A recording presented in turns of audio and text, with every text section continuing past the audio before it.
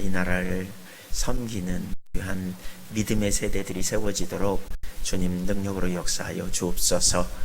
오늘 밤에도 행하실 일을 기대합니다. 감사합니다. 예수님의 이름으로 감사드리며 기도 올리옵나이다. 아멘.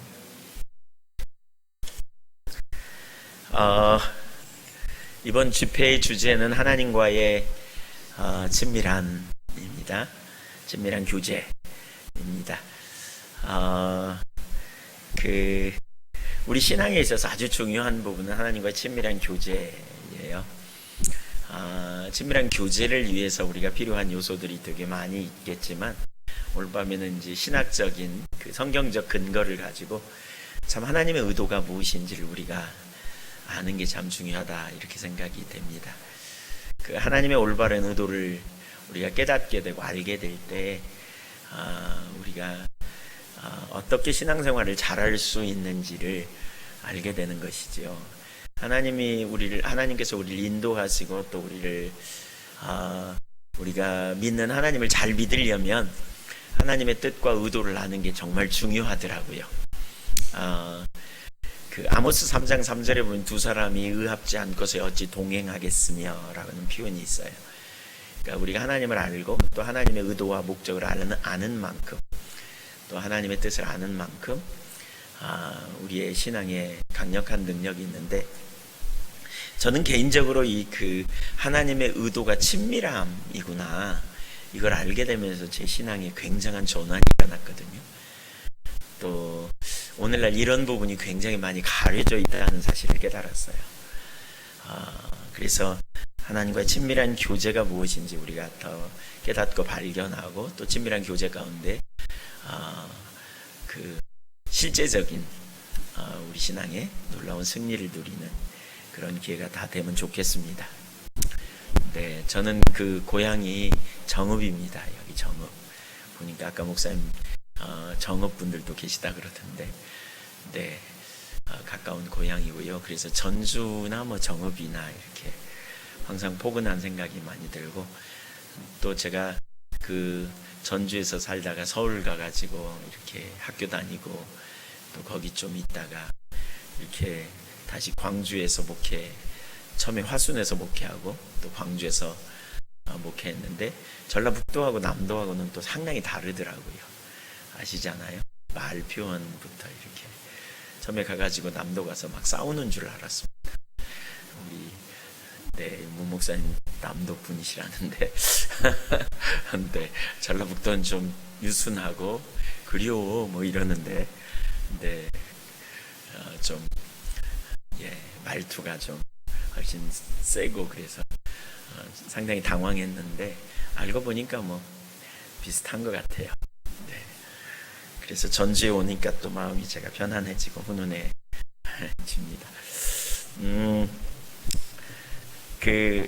하나님의 의도는 하나님과 친밀한 교제입니다. 몇 가지를 살펴보려고 하는데, 첫째는 에베소서에 나타난 하나님의 의도를 보겠습니다. 에베소서를 펴보십시오. 에베소서 1장입니다. 제가 성경을 많이 보려고 하거든요. 그러니까 부지런히 성경 찾으시면 좋겠습니다.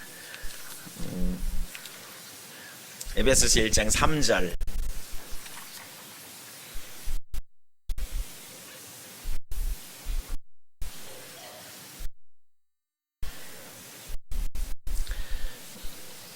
(3절부터) (6절까지) 같이 한번 읽을까요?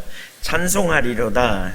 하나님 곧 우리 주 예수 그리스도의 아버지께서 그리스도 안에서 하늘에 속한 모든 신령한 복을 우리에게 주시되, 곧 창세 전에 그리스도 안에서 우리를 택하사 우리로 사랑 안에서 그 앞에 거룩하고 흠이 없게 하시려고 그 기쁘신 뜻대로 우리를 예정하사 자기 아들들이 되게 하셨으니, 이는 그의 사랑하시는 자 안에서 우리에게 거저 주시는 바 그의 은혜의 영광을 찬송하게 하려는 것이라. 아멘. 이 구절을 가만히 잘 보십시오. 하나님은 우리에게 신령한 복을 주셔서 우리가 하나님을 찬송할 이유가 거기 있다, 이렇게 말하죠. 사실 우리가 하나님의 의도를 알면 우리의 예배는 항상 축제가 될 수 있습니다. 하나님께서 우리에게 어떤 의도를 가지고 어떤 일을 이루셨는지 알면 우리의 예배는 항상 축제의 예배, 항상 우리가 하나님을 기뻐하는 그런 예배가 될 수 있습니다. 왜 그렇게 말하느냐? 4절 이하를 보십시오. 창세전에 그리스도 안에서 우리를 택하셨다. 그리고 뭐예요? 우리로 사랑 안에서 그 앞에 거룩하고 흠이 없게 하시려고 또 그 기쁘신 뜻대로 우리를 예정하셨다. 그러면서 4절이 그 뒤에가 중요합니다. 예수 그리스도로 말미암아 자기의 뭐가 되게 하셨다? 아들들이 되게 하셨으니, 여기 아들들이라는 말은 자녀가 된다 이렇게 번역할 수 있어요. 그러니까 이게 하나님의 의도를 여러분 우리가 읽어내야 돼요. 되게 중요한 게 거기 4절에 보니까 우리를 택하셨어요. 언제요? 창세 전에요. 그리고 거룩하고 흠이 없게 하시려고 우리를 택하셨다. 근데 그리스도 안에서 그의 사랑하시는 자 안에서 결국 택하셨는데 뭐 되게 하시려고? 아들들. 네, 여기 여자분들이 훨씬 많으니까 그냥 자녀들 이렇게 할까요? 네, 우리로 하나님의 자녀가 되게 하시려고 이렇게 하나님이 의도하셨다는 거예요. 우리를 자녀 삼기 원하셔서. 언제요? 창세 전부터, 세상이 만들어지기 훨씬 전부터 하나님이 그런 의도를 가지셨다 이렇게 말하고 있어요.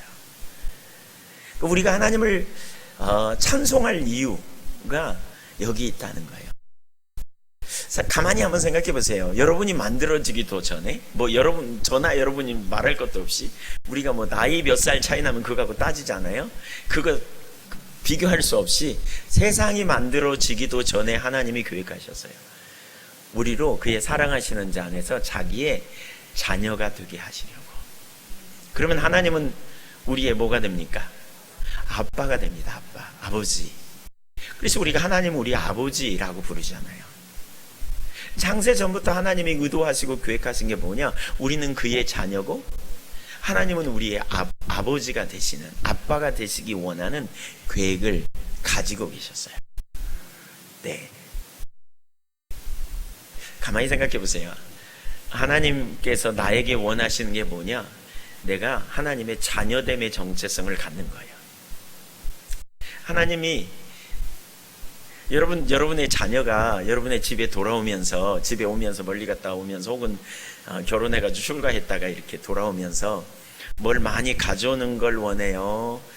가져오면 좋겠지만 또 자녀가 그냥 오는 거 그 자체가 기쁨이에요. 자녀 그 자체가 오는 게 기쁨이잖아요. 그렇죠? 네. 거기 많이 들고 오면 더더욱 좋겠지만 꼭 안 들고 와도, 그렇죠? 자녀가 안 들고 오면 시험 들어갖고 너 오지 마 이렇게 하는 부모 없잖아요. 그렇죠? 하나님의 의도가 뭔지를 기억해야 돼요, 여러분. 그러니까 하나님의 의도는 처음부터 뭐냐? 우리에게 원하는 의도가 뭐냐면 나를 원하는 거예요. 나를. 하나님 여러분 한 분 한 분을 원하는 거예요. 우리가 하나님 앞에 무엇을 가지고 나아갈까? 미가서 6장에 보면 천천의 수양이나 만만의 강수 같은 기름을 가지고 나갈까? 아니면 내 맏아들을 잡아서 하나님께 가면 하나님이 받으실까? 아니라는 거예요. 인자를 사랑하며 겸손히 내 하나님과 동행하는 것이 아니냐. 하나님 사랑하는 거예요. 하나님 사랑하는 거. 그리고 하나님과 동행하기를 원하는 거예요. 하나님은 우리를 원하신다. 이게 창세 전부터 하나님이 의도하신 계획이고 뜻이에요. 자, 그래서 뭐합니까? 거기 7절 이하를 보면 그래서 독생자 예수 그리스도를 보내셨어요. 우리는 그리스도 안에서 그의 은혜의 풍성함을 따라 그의 피로 말미암아 속량 곧 죄사함을 받았느니라. 이는 그가 모든 지혜와 총명을 우리에게 넘치게 하사 그 뜻의 비밀을 우리에게 알리신 것이요, 이는 우리가 그리스도 안에서 전부터 바라던 그의 영광의 찬송이 되게 하려 하심이니라. 왜 예수 그리스도께서 십자가에 달려 죽으셨느냐? 바로 창세 전에 하나님의 의도하신 뜻을 성취하기 위해서. 근데 우리가 하나님의 자녀가 되기 원하는데 하나님과 우리 사이에 막힌담이 있어요. 뭐예요? 죄의 문제예요. 그 죄의 문제를 해결하기 위해 하나님이 친히 당신의 독생자를 아끼지 않고 십자가에 내어주심으로 우리가 그 아들 안에서 영원한 생명을 얻고 영접하는 자 곧 그 이름을 믿는 자들에게는 하나님의 뭐가 되는? 자녀가 되는 권세를 주셨다. 자녀 삼기 위해서 그 일을 하신 거예요. 그뿐만이 아닙니다. 13절도 볼까요? 13절 시작. 그 안에서 너희도 진리의 말씀 곧 너희의 구원의 복음을 듣고 그 안에서 또한 믿어 약속의 성령으로 인치심을 받았으니 이는 우리 기업의 보증이 되사 그 얻으신 것을 속량하시고 그의 영광을 찬송하게 하려 하심이라. 성령을 보내셨어요. 성령을 보내셨어요. 나중에 뒤에 가서 찾아보겠지만 요한복음 14장 16절 이하에 보면 내가 가면 또 다른 보혜사를 너희에게 보내리니, 그러면서 저는 진리의 영이라 저가 와서 영원토록 너희와 함께 거하시리라 이렇게 표현하고 있죠. 요즘 신천지가 여기도 극성이죠.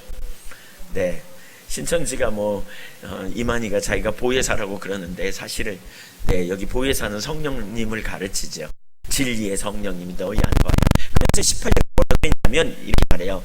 한번 따라해주세요. 내가 너희를 고아와 같이 버려두지 아니하려고 너희에게로 오리라. 그분이 누구예요? 예수님이시지요. 근데 뭘로 오신다는 거예요? 성령으로 오신다는 거예요. 성령으로. 그리스도의 재림을 가르치는가? 라고 학자들이 얘기하기도 하지만 결국 성령으로 오신다는 거예요. 그 대부분의 학자들은 그렇게 동의해요. 누구처럼 버려두지 않으려고요? 고아처럼. 그러니까 성령님이 우리 안에 내주하셔서 우리를 고아처럼 버려두지 않기 위해 오신 거예요. 성부 하나님이 창세 전부터 우리를 당신의 자녀로 삼기 원하여서 그리스도 안에서 택하시고 그리고 계획하셨다면 이제 성자 하나님이 예수님이 그 모든 죄를 담당하시고 우리에게 영원한 생명을 주시기 위해 십자가에 달려 죽으심으로 영원한 안식을 영원한 그 하나님의 자녀가 되는 그러한 놀라운 축복을 허락하셨고요. 그런 다음에 부활승 하시고 성령님께서 우리 안에 내주하셔서 저와 여러분 안에 내주하셔서 고아처럼 버려두지 않으려고 하나님이 우리에게 아빠 노릇해 주시려고 우리와 함께 거하시는 거예요. 아멘. 이게 창조 전부터 하나님의 계획이에요. 제가 원래는 왔다 갔다 좀 이렇게 하는데 계속 좀 보죠. 이걸 좀 보죠. 16절 예약 좀 볼까요? 바울 사도가 에베소 교회를 위해서 그러면서 중보기도 합니다. 뭐라고 15절 이하에 보면 바울 사도가 에베소 교회를 위해 중보기도 하죠. 근데 이제 16절부터 좀 읽어보겠습니다. 거기 그렇게 말하죠. 내가 기도할 때에 기억하며 너희로 말미암아 감사하기를 그치지 아니하고 우리 주 예수 그리스도 하나님 영광의 아버지께서 지혜와 계시의 영을 너희에게 주사 하나님을 알게 하시고 너희 마음의 눈을 밝히사 그의 부르심의 소망이 무엇이며 성도 안에서 그 기업의 영광의 풍성이 무엇이며 그의 힘의 유력으로 역사하심을 따라 믿는 우리에게 베푸신 능력의 지극히 크심이 어떠한 것을 너희로 알게 하시기를 구하노라. 에베소 교회는요 영적으로 가장 타락한 도시 중에 하나예요. 왜냐하면 바울 사도에 의하여 복음이 증거되고 교회가 세워질 때 그때 무슨 일이 있어요? 그 세계 7대 불가사의 중에 하나 아데미 신전이 거기 있었고요. 그 다음에 마술사들이 되게 많아가지고 바울에 의하여 복음이 증거될 때 그 마술사들이 가져다가 이렇게 태운 책만 은 5만이나 되는 아주 굉장한 일, 영적 전쟁의 교과서라고 말해요. 에베소서를. 그래서 에베소서 6장 10절에 보면 영적 전쟁에 대해서 다루잖아요. 그렇죠? 네. 뭐죠? 너희의 싸움은 혈과 육에 대한 싸움이 아니고 뭐죠? 악한 영들에 대함이라. 그러면서 전신갑주를 취하라. 이렇게 에베소 6장에 말하죠. 근데 이제 그걸 말하기 전에 여기서 이걸 가르치는 거예요. 그 에베소 교회 성도들이 든든히 세워지기 위해서 바울 사도가 서두에서 하나님께서 바울 사도를 통해 서두에서 이 부분을 쭉 쓰신 다음에 뭐라 그러냐? 에베소 교회를 위해 매일 기도한대요. 뭘요? 지혜와 계시의 성령을 영이라고 말했는데 그건 그 성령으로 번역할 수 있어요. 대부분의 영어 번역은 다 성령으로 번역하고 있어요. 그래서 지혜와 계시의 성령을 너희에게 주사 하나님을 뭐하게 하시고 알게 하시고, 이것은 성령으로 하나님을 알 수 있어요. 근데 여기서 우리가 좀 폭넓게 볼 수 있어요. 그러니까 하나님의 의도를 깨닫기를 기도한 거예요. 의도를, 하나님의 마음을 알게 되는 게 얼마나 중요한지 몰라요. 우리는 이런 생각이 많이 있어요. 우리 속에 뭐냐면, 내가 어떻게 주님을 기쁘시게 하고 주님께 인정받지? 이런 생각. 내가 잘하면 주님이 날 인정해 주실 거야, 뭐 이런 의식이 우리 속에 있죠. 그래서 열심히 해가지고 내가 하나님께 인정받고 뭔가 하나님 기뻐하시는 삶을 살아야지, 막 이런 생각이 있죠. 그래서 어느 정도 잘하면 내가 잘하고 있다고 생각하고, 그래도 주님이 저를 이쁘게 생각할 걸, 이런 생각을 가져요. 근데 못하면요, 반대의 생각이 있죠. 그걸 뭐라 그래요? 죄책감. 죄책감 있는, 우리끼리 얘기니까 그냥 얘기해 보세요. 죄책감 좀 마음에 조금이라도 있는 분 손 들어 보세요. 네. 할렐루야. 손을 막 이렇게 들으시면서 흔들시기도 하고, 네, 감사합니다. 이건 이제 나중에 좀 그 죄책감의 문제도 좀 다룰 겁니다. 근데 그 죄책감의 뿌리에 뭐가 있냐면, 내가 하나님 앞에 뭔가를 갖고 가야 되는데 못 갖고 갔다는 이 마음이 우리 가운데 있거든요. 못했다는 거예요. 뭔가 좀 내놔야 되는데 뭔가 좀 못 내놓았다는 거죠. 내놓을 게 없는. 근데 이런 것들이 우리로 하여금 하나님과의 친밀한 교제를 사실 방해하는 주된 요인 중에 하나거든요. 나중에 더 살펴볼 거예요. 근데 저는 제가 이런 하나님의 의도를 알게 됐을 때, 이 에베소서 1장을 어느 날 제가 읽으면서 이게 선명히 깨달아졌어요. 하나님은 나를 원하셨구나. 원래부터 내가 모태에서 만들어지기 전부터, 창세 전부터 그러셨으니까 뭐 나를 원하셨구나. 이게 선명히 깨달아졌어요. 어느 성탄절 날 찬양 중에 그거 있잖아요. 왜 거룩한 밤, 뭐죠? 별빛이 찬란한 밤. 네, 이 찬양을 이제 저희 앞에서 찬양 인도하는 분이 하는데, 제게 갑자기 이 생각이 탁 떠올랐어요.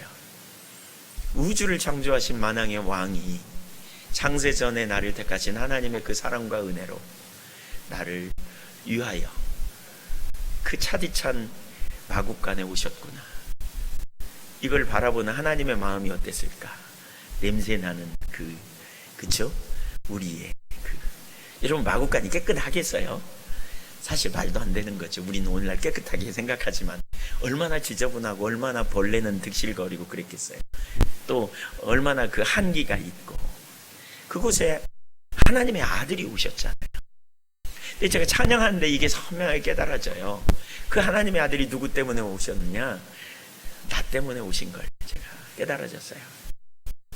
제가 그 찬양을 하는데 막 울었어요. 이렇게 하나님의 사랑이 얼마나 놀라운지. 하나님이 나를 원하시는구나. 우주를 창조하신 하나님이 사랑하는 독생자를 나를 위해 이 땅에 보내셨고, 나를 사랑하심으로 그 아들을 보내신 아버지의 심정이 어떨까. 제 마음이 너무너무 이렇게 뜨거워져 가지고요, 제가 막 눈물을 흘렸어요. 그리고 하나님 앞에 이렇게 고백했어요. 하나님, 저 여기 있어요. 제가 치사하게 저를 그렇게 사랑하시고 저를 그렇게 위하시는 하나님의 그 열정과 열망을 제가 거절하지 배반하지 않을래요. 돈 몇 푼 때문에, 인간의 욕심 때문에 제가 배반하지 않을래요. 저 주님 잘 믿을래요. 끝까지. 주님의 그 사랑을 제가 받아들이고 알고, 이렇게 하나님 앞에 고백하고, 그때 얼마나 이렇게 제 마음이 훈훈한 시간을 보냈는지 몰라요. 주님 안에서. 하나님의 의도가 뭔지 알아야 돼요. 자, 정리해볼까요? 창세 전부터 하나님은 우리를 뭘 삼기 원했다? 자녀 삼기 원하셨다. 아멘? 자, 그러고 난 다음에 이제 구약의 역사는 바로 이러한 하나님의 의도를 따라 하나님은 계속 언약을 맺기 시작합니다. 아담과도 언약을 맺게 되고요. 아담과도 언약을 맺게 돼요. 성경에 분명하게 나와 있지 않지만 호세아 6장 7절에 보면 저들이 아담처럼 패역하여 언약을 어기고 라는 표현을 해요. 그러니까 아담과도 언약을 맺어요. 노아와 언약을 맺고 아브라함과 언약을 맺고, 그리고 이제 뚝 뛰어서 제가 뭘 살펴보려고 하냐면 출애굽한 이스라엘 백성들과도 언약을 맺어요. 이스라엘 백성들을 애굽에서 불러내셔가지고 애굽 땅에서 불러내시잖아요. 하나님의 능력으로 인도에 내신 다음에 시내산으로 이끄세요. 그리고 시내산에서 언약을 맺는데 이때 하나님의 의도가 뭔지 한번 볼까요? 출애굽기 29장 45절과 46절 찾아보시죠.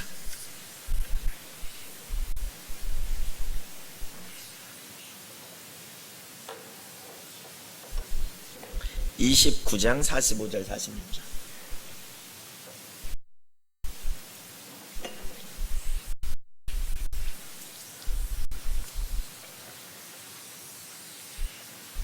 같이 읽겠습니다. 시작. 내가 이스라엘 자손 중에 거하여 그들의 하나님이 되리니 그들은 내가 그들의 하나님 여호와로서 그들 중에 거하려고 그들을 애굽 땅에서 인도하는 줄을 알리라. 나는 그들의 하나님 여호와니라. 하나님이 왜 이스라엘 백성들을 애굽에서 건져내셨다고요? 하나님이 이스라엘 자손 중에 뭐 하려고? 거하려고. 이 말은 샤칸이라는 히브리어인데요, 살다, 머무르다, 동행하다, 그런 의미입니다. 함께 있기 위하여, 함께 살기 위하여. 하나님은 함께 살기를 원하는 거예요. 함께 동행하기를 원하는 거예요. 그래서 애굽 땅에서 인도해 냈대요. 그러니까 여기 함께 하기 위하여, 이게 하나님의 의도예요. 친밀한 사랑의 관계를 하나님은 의도하셨어요. 뭐 하려고요? 함께 하려고요. 함께 하려고, 동행하려고요. 친밀한 교제 가운데. 그래서 뭐냐? 내가 그들의 하나님이 되리라 그랬어요. 그 말은 하나님 노릇 하시겠다는 거예요. 하나님 노릇. 여기 하나님이 된다는 말은 이게 언약이라는 말로 이해할 수 있거든요. 약속. 그러니까 언약을 맺는 거예요. 이 출애굽기 29장 45절과 46절 현대어 성경으로 읽어보니까 훨씬 더 이렇게 그 의미가 우리 가운데 와요. 내가 이스라엘 사람, 제가 읽어볼게요. 내가 이스라엘 사람들이 있는 곳으로 내려와 함께 살고 이스라엘의 하나님이 되리라. 46절. 그러면 이스라엘은 나 여호와가 그들의 하나님인 것을 깨닫게 되리라. 내가 그들과 함께 뒹굴며 살려고. 어떻게 산다고요? 그 의미하는 바가 뭔지 훨씬 와닿죠? 하나님 더불어 산다는 말은 뒹굴며 살려고, 그렇게 말해요. 그들을 애굽 땅에서 이끌고 나온 그들의 하나님인 것을 알게 되리라. 나 여호와는 이스라엘의 하나님이다. 하나님의 목적이 뭐냐? 이스라엘 민족을 400년 동안 포로 생활하고 있는 그들을 구원해 내신 것은 그들을 건져내서 니들끼리 잘 살아봐, 내가 너 구원해 냈으니까 이제 너 자유케 되고 너 잘 살아봐, 이게 아니에요. 하나님의 의도는 뭐냐면 함께 하기 원하는 거예요. 함께 동행하기 원하는 거예요. 하나님이 함께 하시고 같이 살기 원하는 게 뒹굴며 교제하며 사는 거예요. 우리가 예수 믿고 구원받는 것도 똑같아요. 내가 예수 믿고 구원받았으니까 이제 난 구원받은 하나님의 백성이고, 가끔 하나님 한 번씩 찾으면 내가 그 하나님께 나아가 예배 드리고 그 하나님께 나아가 봉사하고 그 하나님께 나아가 헌신하면 하나님께서 이제 나를 도와주시고, 또 필요할 때 내가 주님 도와주세요 그러면 한 번씩 기도 응답해 주고, 그리고 멀리 뒤에 가서 뒷짐지고 계시는 이런 관계가 아니에요. 하나님은 창세 전부터 우리를 당신의 자녀 삼아서 함께 하기 원하셨어요. 친밀한 교제 안에 동행하기를 원하셨어요. 이게 하나님의 마음이에요. 맞습니까? 네. 네, 이해가 안 되면 좀 더 가보시죠. 분명한 하나님의 의도예요. 네. 이게 하나님의 마음과 의도예요. 출애굽기 19장도 한번 펴보실까요? 출애굽기 19장. 네. 하나님이 이스라엘 백성들을 그 시내산으로 이끄세요. 그런 다음에 이렇게 말씀하세요. 19장 3절을 보면 모세가 하나님 앞에 올라가니 여호와께서 산에서 그를 불러 말씀하시되 너는 이같이 야곱의 집에 말하고 이스라엘 자손들에게 말하라. 그러니까 출애굽기 19장에 보면 14장부터 그 애굽에서 출발하거든요. 고센에서 출발해가지고요. 19장에 드디어 도착해요. 시내산에. 하나님이 모세에게 그렇게 말하시잖아요. 떨기나무 불꽃 가운데서 시내산에서 만나시면서 이 백성을 내게로 이끌어라 그랬어요. 그 약속을 따라 하나님께로 이끈 거예요. 시내산으로 데리고 그 앞에 와가지고 모세가 이제 산에 올라갔더니 하나님께서 이렇게 말해요. 내가 지금부터 하는 말을 잘 들어. 그리고 너는 저들에게 말하고 말하라. 명령형이 2번 강조돼 있어요. 꼭 전해야 돼 그 말이에요. 중요해요 안 중요해요? 중요해요. 그런데 뭐라 그러냐, 4절을 보면 이렇게 말해요. 내가 애굽 사람들에게 어떻게 행하였음과 내가 어떻게 독수리 날개로 너희를 넘어 내게로 인도하였음을 너희가 보았느니라. 하나님 뭐라 그러냐면 내가 애굽 사람에게 어떻게 행했는지 봤지? 10가지 재앙 쏘는 거 봤지? 막 이런 거예요. 그 다음에 광야에서 내가 너희를 독수리 날개로 업어 인도했거든? 이렇게 말해요. 근데 독수리 날개로 업었어요? 걸어왔어요? 업혀왔어요? 걸어왔어요? 네. 근데 여기 업혔다는 말이 뭐예요? 네? 네. 요건 나중에 살펴보죠. 지금 시간이 그쪽으로 가면 또 도니까. 함께 했다는 말이 아니에요. 하나님이 이스라엘 백성들을 훈련시켰다는 말이에요. 훈련시켰다는 말이에요. 이스라엘 백성들을 그냥 잠깐 언급하고 가면 이런 거예요.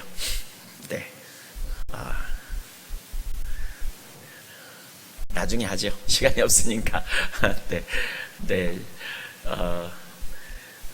하여튼 누가 인도하셨다? 하나님께서 인도하셨다. 누구에게로? 하나님께로. 여러분, 이스라엘 백성들의 입장은, 이스라엘 백성들 입장에서는 애굽에서 나올 때 어디를 목적하고 가요? 가나안이죠. 가나안을 하나님이 약속으로 주셨어요. 가나안 땅을 약속으로 주셨어요. 근데 하나님께서 시내산에 와가지고 뭐라 그러냐면 너희를 내게로 이끌었거든? 이렇게 말해요. 그러니까 우리는 예수 믿으라고 사람들한테 전하면서 뭐라 그래요? 예수 믿고 어디가?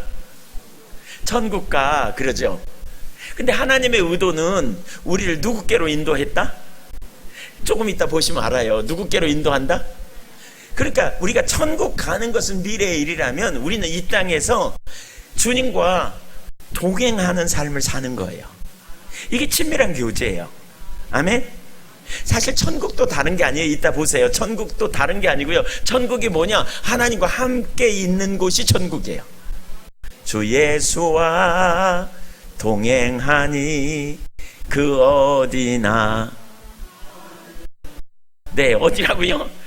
하늘나라 주 예수와 동행한. 그러니까 하나님께서 이스라엘 백성들에게 가나안을 약속했지만 결국 가나안으로 그들을 인도하실 분이 누구냐? 하나님이에요. 근데 그들의 초점이 가나안에만 있다면 정작 하나님을 놓치게 되면서 그들의 삶은 문제가 생겨요. 무너져 버려요. 그러니까 무엇보다 중요한 게 하나님의 의도는 하나님께로 이끄셨다는 사실을 염두에 두는 게 되게 중요해요. 너희를 누구에게로 이끌었다?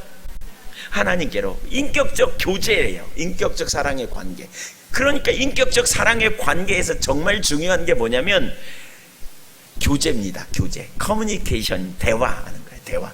그래서 4절 5절 보겠습니다. 시작. 세계가 다 내게 속하였나니 너희가 내 말을 잘 듣고 내 언약을 지키면 너희는 모든 민족 중에 내 소유가 되겠고. 자, 그랬죠. 세계가 다 내게 속하였다 그러면서 뭐라 그래요?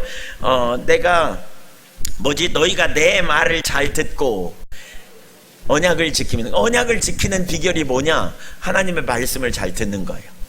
근데 여기 말씀을 듣는다는 말을 우리가 좀 이렇게 넓혀서 생각해야 될 게, 영어 킹 제임스, 한국 킹 제임스 성경은 이걸 뭐라고 번역하고 있냐면 내 목소리를 잘 듣고 이렇게 말하고 있어요.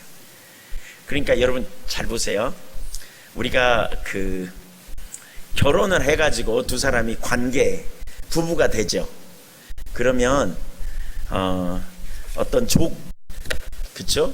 두 사람이 사랑의 관계가 된단 말이에요. 사랑의 관계가 돼요. 그러면 사랑의 관계에서는 어떤 계약을 만들어요, 안 만들어요? 아니, 사랑하는 사람끼리 계약서 써요? 1번 10시까지는 들어온다. 남편은 아내를 위하여, 갑은 을을 위하여 돈을 벌어온다. 을은 갑을 위하여 빨래를 해준다. 뭐 이런 거 써요, 안 써요? 써요, 안 써요? 안 쓰죠. 미친 거죠. 그렇죠? 하나님과의 인격적인 관계가 올바르지 않으면요, 우리는 자꾸 뭘로 가느냐? 어떤 그 율법으로 가요. 그러니까 어떤 그 계약이 많아져요. 이거 해야 돼, 이거 해야 돼, 이거 해야 돼, 이거 해야 돼, 이거 해야 돼. 근데 사랑하면 그 모든 관계를 초월해요. 사랑하면 사랑하는 사람에게 더 주고 싶고, 사랑하면 사랑하는 사람 피해되는 일 안 하고, 당연히 그렇잖아요. 인격적인 하나님과의 관계 안에서 우리 가운데 되게 중요한 게 뭐냐면, 우리가 하나님의 목소리를 듣고, 여기서 하나님의 말씀을 듣는다는 말은 그렇다고 말씀을 초월해서 어떤 목소리를 듣는다 이게 아니고 이런 거예요. 기록된 말씀을 읽되 성령의 조명으로 오늘 내게 주시는 말씀을 듣는 거예요. 오늘 내게 말씀하신 하나님의 음성을 우리가 듣는 일이 일어나는 거예요. 아멘? 오늘 낮예배 설교 제목이 뭔지 기억하세요? 네, 하나님과의 사귐. 그러셨군요. 그러면 하나님이 그 설교를 통해서 하나님이 여러분에게 개인적으로 무슨 말씀을 주셨습니까? 네, 죄송합니다. 다 아마 있을 거예요. 근데 이제 말하기가 그러셔서 그렇지. 그게 오늘 나에게 주시는 말씀으로 오는 거예요. 사실 인격적 관계 안에서 이 일이 우리에게 되어져야 돼요. 기록된 말씀을 우리가 지적으로 알고 동의하고 그걸 우리 삶에 적용하고 해석해 가는 거 아주 중요해요. 근데 그 자리에만 머무르는 게 아니라 인격적 교제 안에서 하나님께서 우리 가운데 말씀하시는 걸 성령의 조명으로, 기록된 말씀을 성령의 조명으로 지금 내게 주시는 말씀으로 깨달아지는 역사가 일어나야 우리 삶에 강력함이 있어요. 네, 하여튼 좀 더 넘어가죠. 하나님께로 이끄셨다. 그래서 우리가 할 일은 하나님과의 말씀을 듣고 순종해가는 삶을 사는, 그게 언약을 지키는 삶이고, 그렇게 될 때 그 뒤에 세 가지 약속을 주시거든요. 첫째는 뭐냐면 열국 중에서 내 소유가 되겠다, 보배로운 소유라는 말이고요. 두 번째는 제사장 나라, 사역을 감당하는 사람. 세 번째는 뭐냐, 거룩한 백성이 될 것이다, 이렇게 말하고 있어요. 근데 이 세 번째는 우리가 할 일이 아니에요. 누가 하시겠다는 거예요. 하나님이 해주시겠다, 그 말입니다. 네, 해주시겠다, 그 말입니다. 자,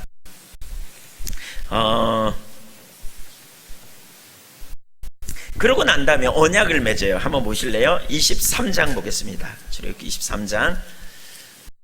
(23장)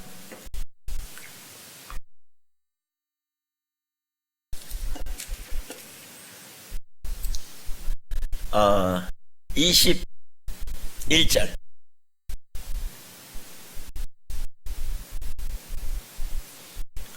이게 이제 언약을 맺는 거거든요. 네. 너희는 삼가 그의 목소리를 청종하고 그를 노엽게 하지 말라. 그가 너희의 허물을 용서하지 아니할 것은 내 이름이 그에게 있음이라. 내가 그의 목소리를 잘 청종하고 내 모든 말대로 행하면 내가 내 원수에게 원수가 되고 내 대적에게 대적이 될지라. 이렇게 말하면서 죄송합니다. 24장인데 제가 24장 7절 보시죠. 7절. 그냥 여기만 한 구절 읽죠. 시작. 언약서를 가져다가 백성에게 낭독하여 듣게 하니 그들이 이르되 여호와의 모든 말씀을 우리가 준행하리이다. 모세가 그 피를 가지고 백성에 뿌리며 이르되 이는 여호와께서 이 모든 말씀에 대하여 너희에게 세우신 언약의 피니라. 그래서 이스라엘과 하나님과 언약이 돼요. 이 언약이라는 말이 되게 중요한 게 뭐냐면, 그러니까 이런 거예요. 계약과 언약은 달라요. 계약은 뭐냐? 계약은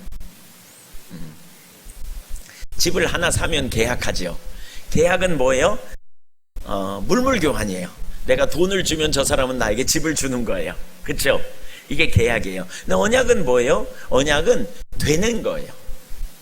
나는 결혼은 언약이에요. 결혼은 나는 당신의 남편이 될게, 당신은 내 아내가 돼.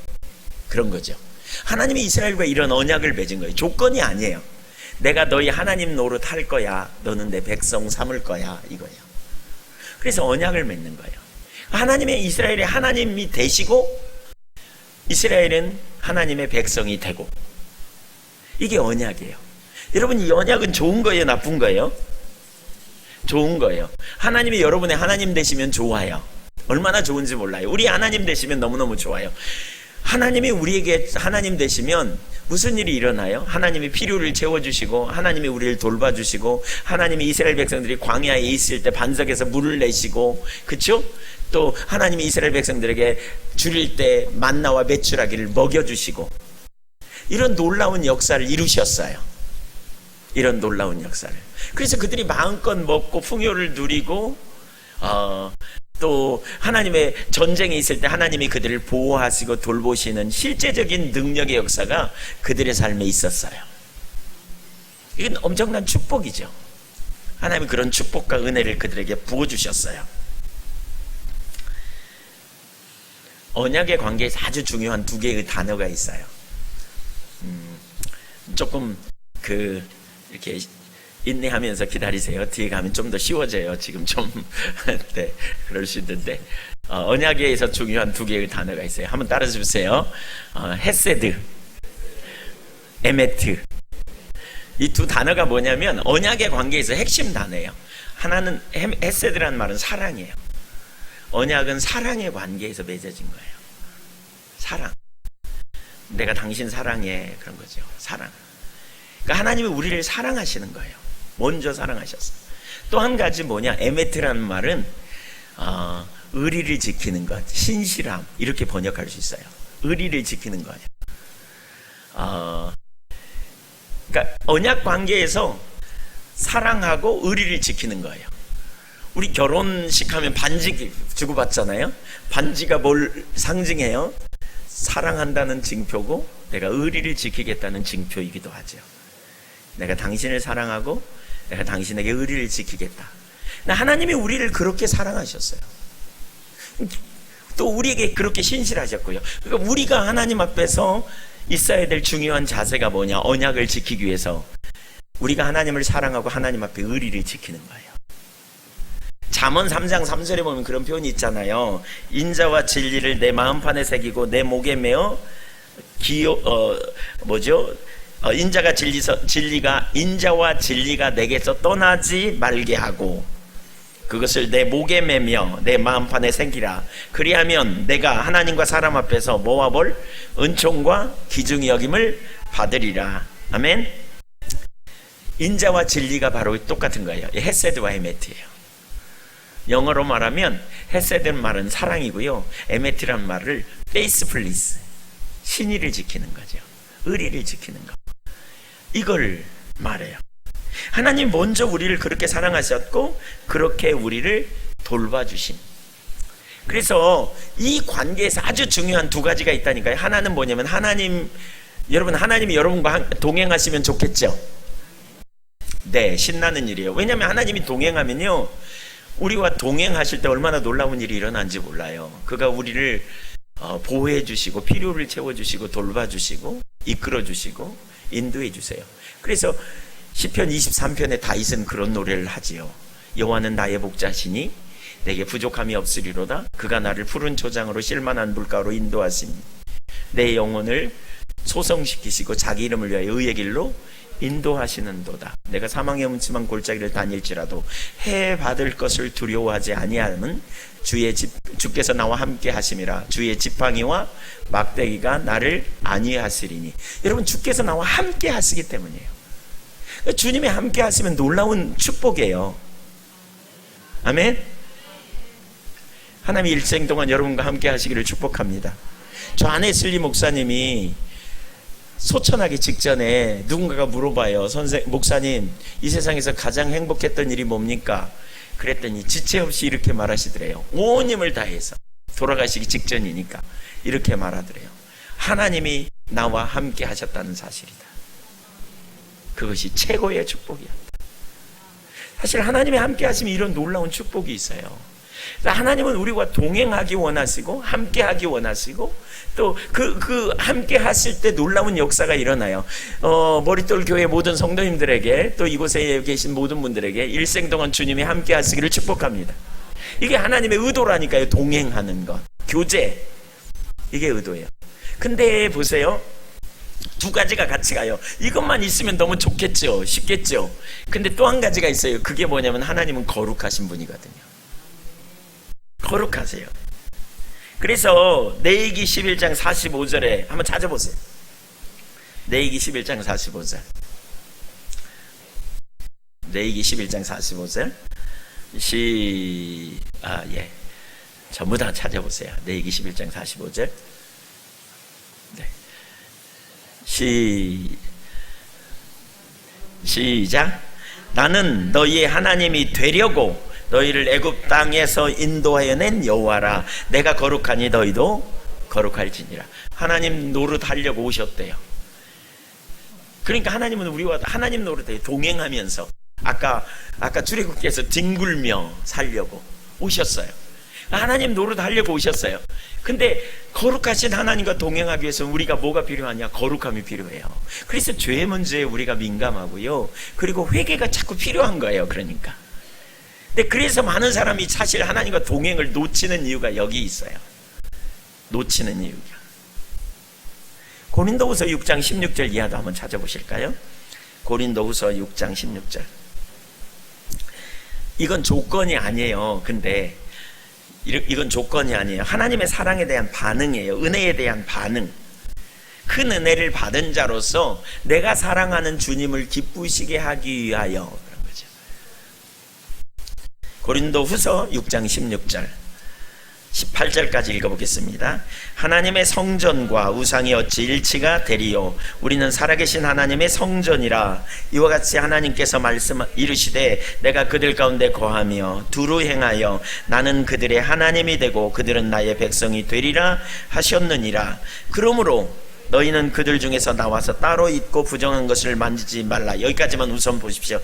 거기 구약을 인용하는 거예요. 여러분, 이건 지금 고린도 교회의 성도들에게 주시는 메시지잖아요. 그들은 예수 믿어요, 안 믿어요? 믿어요. 고린도 교회 성도들은 믿어요. 근데 믿는 자들이 우상숭배하는 자들과 어울리는, 그래서 멍에를 함께 매지 말라 지금 그러면서 이렇게 말하는 거죠. 너희는 그들 중에 나와 따로 있어라. 부정한 거 만지지 마라.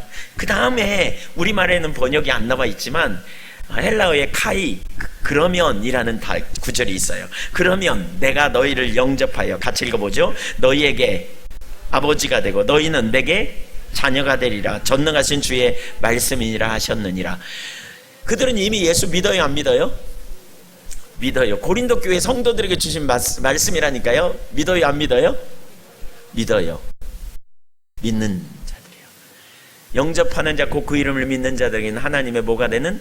자녀가 되는 권세를 주셨으니 라고 말씀하십니다. 근데 여기서 또 왜 이렇게 너희가 그들과 분리되면 나는 너희 아버지가 되고 너희는 내 자녀가 되리라고 말할까요? 신분상으로는 하나님의 자녀인데 자녀다운 능력 있는 삶을 살지 못하게 하는 주된 이유 중에 하나가 거룩한 삶을 살지 못하기 때문인 걸 말하고 있어요. 거룩한 삶. 그러니까 여러분, 하나님과 동행이 하나님의 의도요. 창조 전부터 하나님이 우리 아빠가 되시고 나는 그의 자녀가 되는, 하나님이 나의 하나님이 되고 나는 그의 백성이 되는, 하나님이 우리의 목자가 되고 나는 그의 양이 되는, 하나님이 남편이 되고 나는 그의 아내가 되는, 이러한 이 메타포, 유비를 많이 사용하거든요.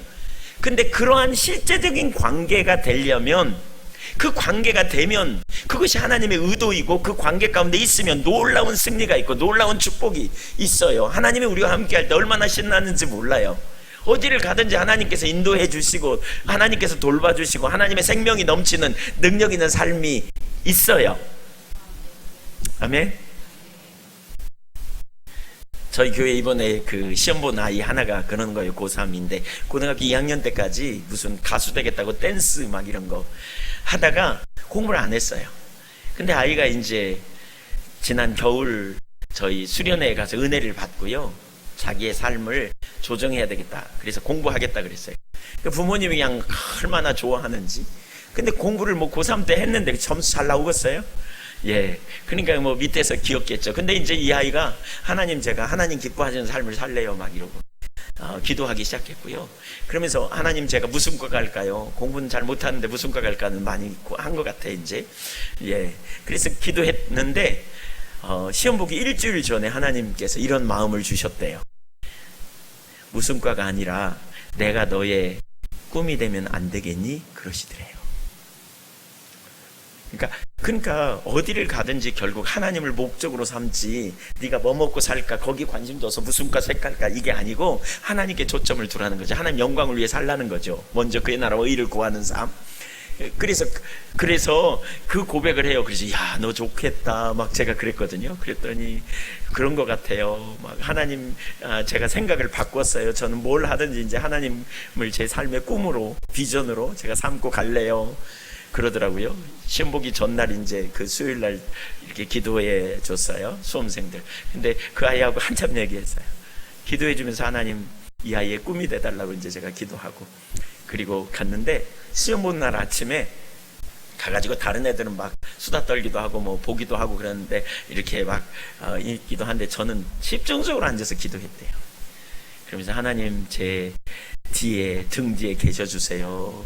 막 이렇게 기도했대요. 그래서 제가 이왕이면 앞에 계셔달라고 해야지 그랬냐 제가 이렇게 나눴어요. 근데 집중적으로 기도했대요. 근데 시험 볼 때마다 얘가 엄청 떨었는 모양이에요. 모의고사 볼 때도 하나도 안 떨리더래요. 그래가지고 시험을 보고 났는데 와서 맞춰보니까 고등학교 3학년 내내 보았던 모의고사보다 비교할 수 없이 점수가 높이 나왔어요. 그래가지고 지가 계산한 바로는 전남대가 꽤 높거든요. 꽤 좋은 과에 갈 수 있는, 지가 생각했던 어떤 과에 갈 수 있는 점수가 다 왔대요.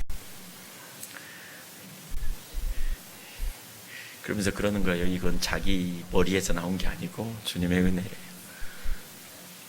사실 하나님이 함께 하시면 떨리지 않고, 그쵸?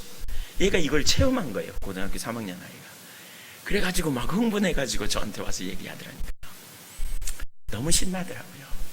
주님이 함께하면 여러분 놀라운 일이 많아요. 주님이 함께 하시면 우리의 필요를 채우시고 때를 따라 돕는 은혜를 부어주시고 능력으로 함께 하시는 역사들을 정말 많이 경험해요. 근데 하나님과 동행하는 삶이 잘 안 되는 이유 중에 하나가 우리가 이 거룩한 삶, 주님이 누구인지 잘 모르니까 이걸 놓치면서 우리가 많이 실패하는 거죠. 지식으로는 하나님이 나의 아버지인데, 하나님이 우리 아버지인데 이론일 뿐이에요. 하나님이 나의 아버지라면 우리는, 여러분의 자녀가, 우리 여기 남자분들 계시죠? 여러분의 자녀가 필요를 가지고 여러분에게 오면 도와줘요, 안 도와줘요? 능력이 없어서 그렇지 어떻게든지 도와주려고 하잖아요. 하물며 하늘 아버지가 우리가 나가면 도와주려고 할까요, 안 해줄까요? 물을 필요도 없습니다. 물을 필요도 없습니다.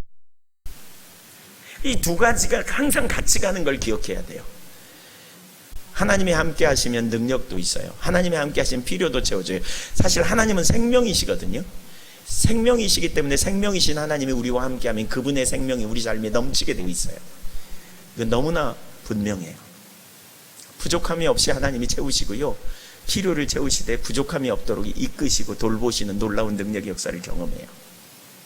제가 시골에서 7년 동안 아주 깡촌에서 목회하면서 정말 어떤 때는 입만 벌리면 필요가 채워지는 거 있죠. 뭐 먹고 싶다, 여지없이 와요. 한 번은 제 아내가, 제가 이렇게 설교만 쭉 하려고 하다가 예를 좀 들어야 될 것 같아서 제 아내가 한 번은 돈가스가 먹고 싶다는 거예요. 전라남도 화순군 도곡면 죽청리 산 15-1번지 106가구가 사는데 105가구가 광산이시에요. 한 가구만 빼고, 저만 빼고 다 친척이에요. 그러니까 자자일촌한 마을이죠. 근데 뭐 거기 이제 교회도 아주 뭐 조그만하고, 뭐 이렇게 단독 목회를 해야 저희는 목사 안수를 받을 수 있기 때문에 가는. 근데 아주 어려운 상황인데 갑자기 돈가스를 먹고 싶다는 거예요. 그래서 제가 이렇게 좀 퉁생이를 줬죠. 당신은 뭐 이 시골에서 목사 사모가 돼가지고 무슨 그런 생각을 하냐고. 그랬더니 제 아내가 마음이 상했어요. 그래서 나는 빈처야 나는 옛날에 먹고 싶은 돈가스 하나 못 먹나. 그래서 제가 유로하느라고 이 다음에 당신 맛있는 거 내가 사줄게, 세계 여행 시켜줄게 막 이러고, 하나님 그렇게 하실 거야. 그날 오후에 광주에 보면 성빈 여사라고 고아원이 있거든요. 전남대병원 바로 앞에 여자아이들만 하는, 제가 거기 성경 공부 가르치고 그랬어요. 그 보모들. 근데 그날 오후에 거기 보모들이 놀러 온 거 있죠. 그래가지고 놀러 와가지고요, 이렇게 내렸어요. 근데 뭘 신문지에다가 이만큼 싸갖고 왔어요. 그래서 그게 뭐냐 그랬더니 뭘까요? 돈가스를 이만큼 갖다 놓은 거예요. 그걸 쫙 펼쳐놓는 거예요. 그래서 제가 거만한 눈으로 제 아내한테 먹어 이렇게 네. 그러니까 하나님이 기가 막힌 필요를 채우시고 인도하시는 역사들을 수도 없이 경험하는, 그건 아주 작은 부분에 불과하고요. 제가 차를 4대째 타는데 사실 다 하나님이 그렇게, 제가 저 차 타고 싶다 그러면 하나님이 그 차를 주시는 경험. 네. 그래서 지금은 그냥 차에 대한 만족은 별로 없습니다. 저는 지금 차는 별로 좋은 차는 아닙니다. 그리고 오래됐는데, 전 하나님이 저를 공급하신 걸 제가 경험했기 때문에, 심지어 지나가면서 저 차 참 좋다. 근데 그 차가 왔어요. 그것도 몇 번, 다섯 번째 지금 타는가 본데, 그런 일이 있어요. 그러니까 여러분, 하나님이 우리와 함께 하시는 일은 굉장히 놀라워요. 사실 하나님은 우리와 동행하기를 원하고요, 친밀한 교제 가운데 있기를 원해요. 근데 뭐 때문에? 거룩하신 하나님을 우리가 잘 몰라요. 그리고 하나님을 너무 잘 몰라요.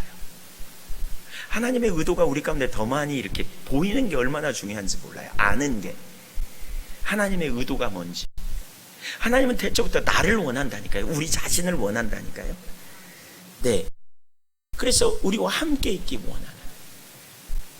자, 근데 이스라엘 백성들이 실패합니다. 왜 실패하느냐? 우선 출애굽기 25장을 한번 보실래요? 네, 제가 원래 계획했던 것보다 좀 옆으로 자꾸 가가지고 하여튼 25장 보시죠.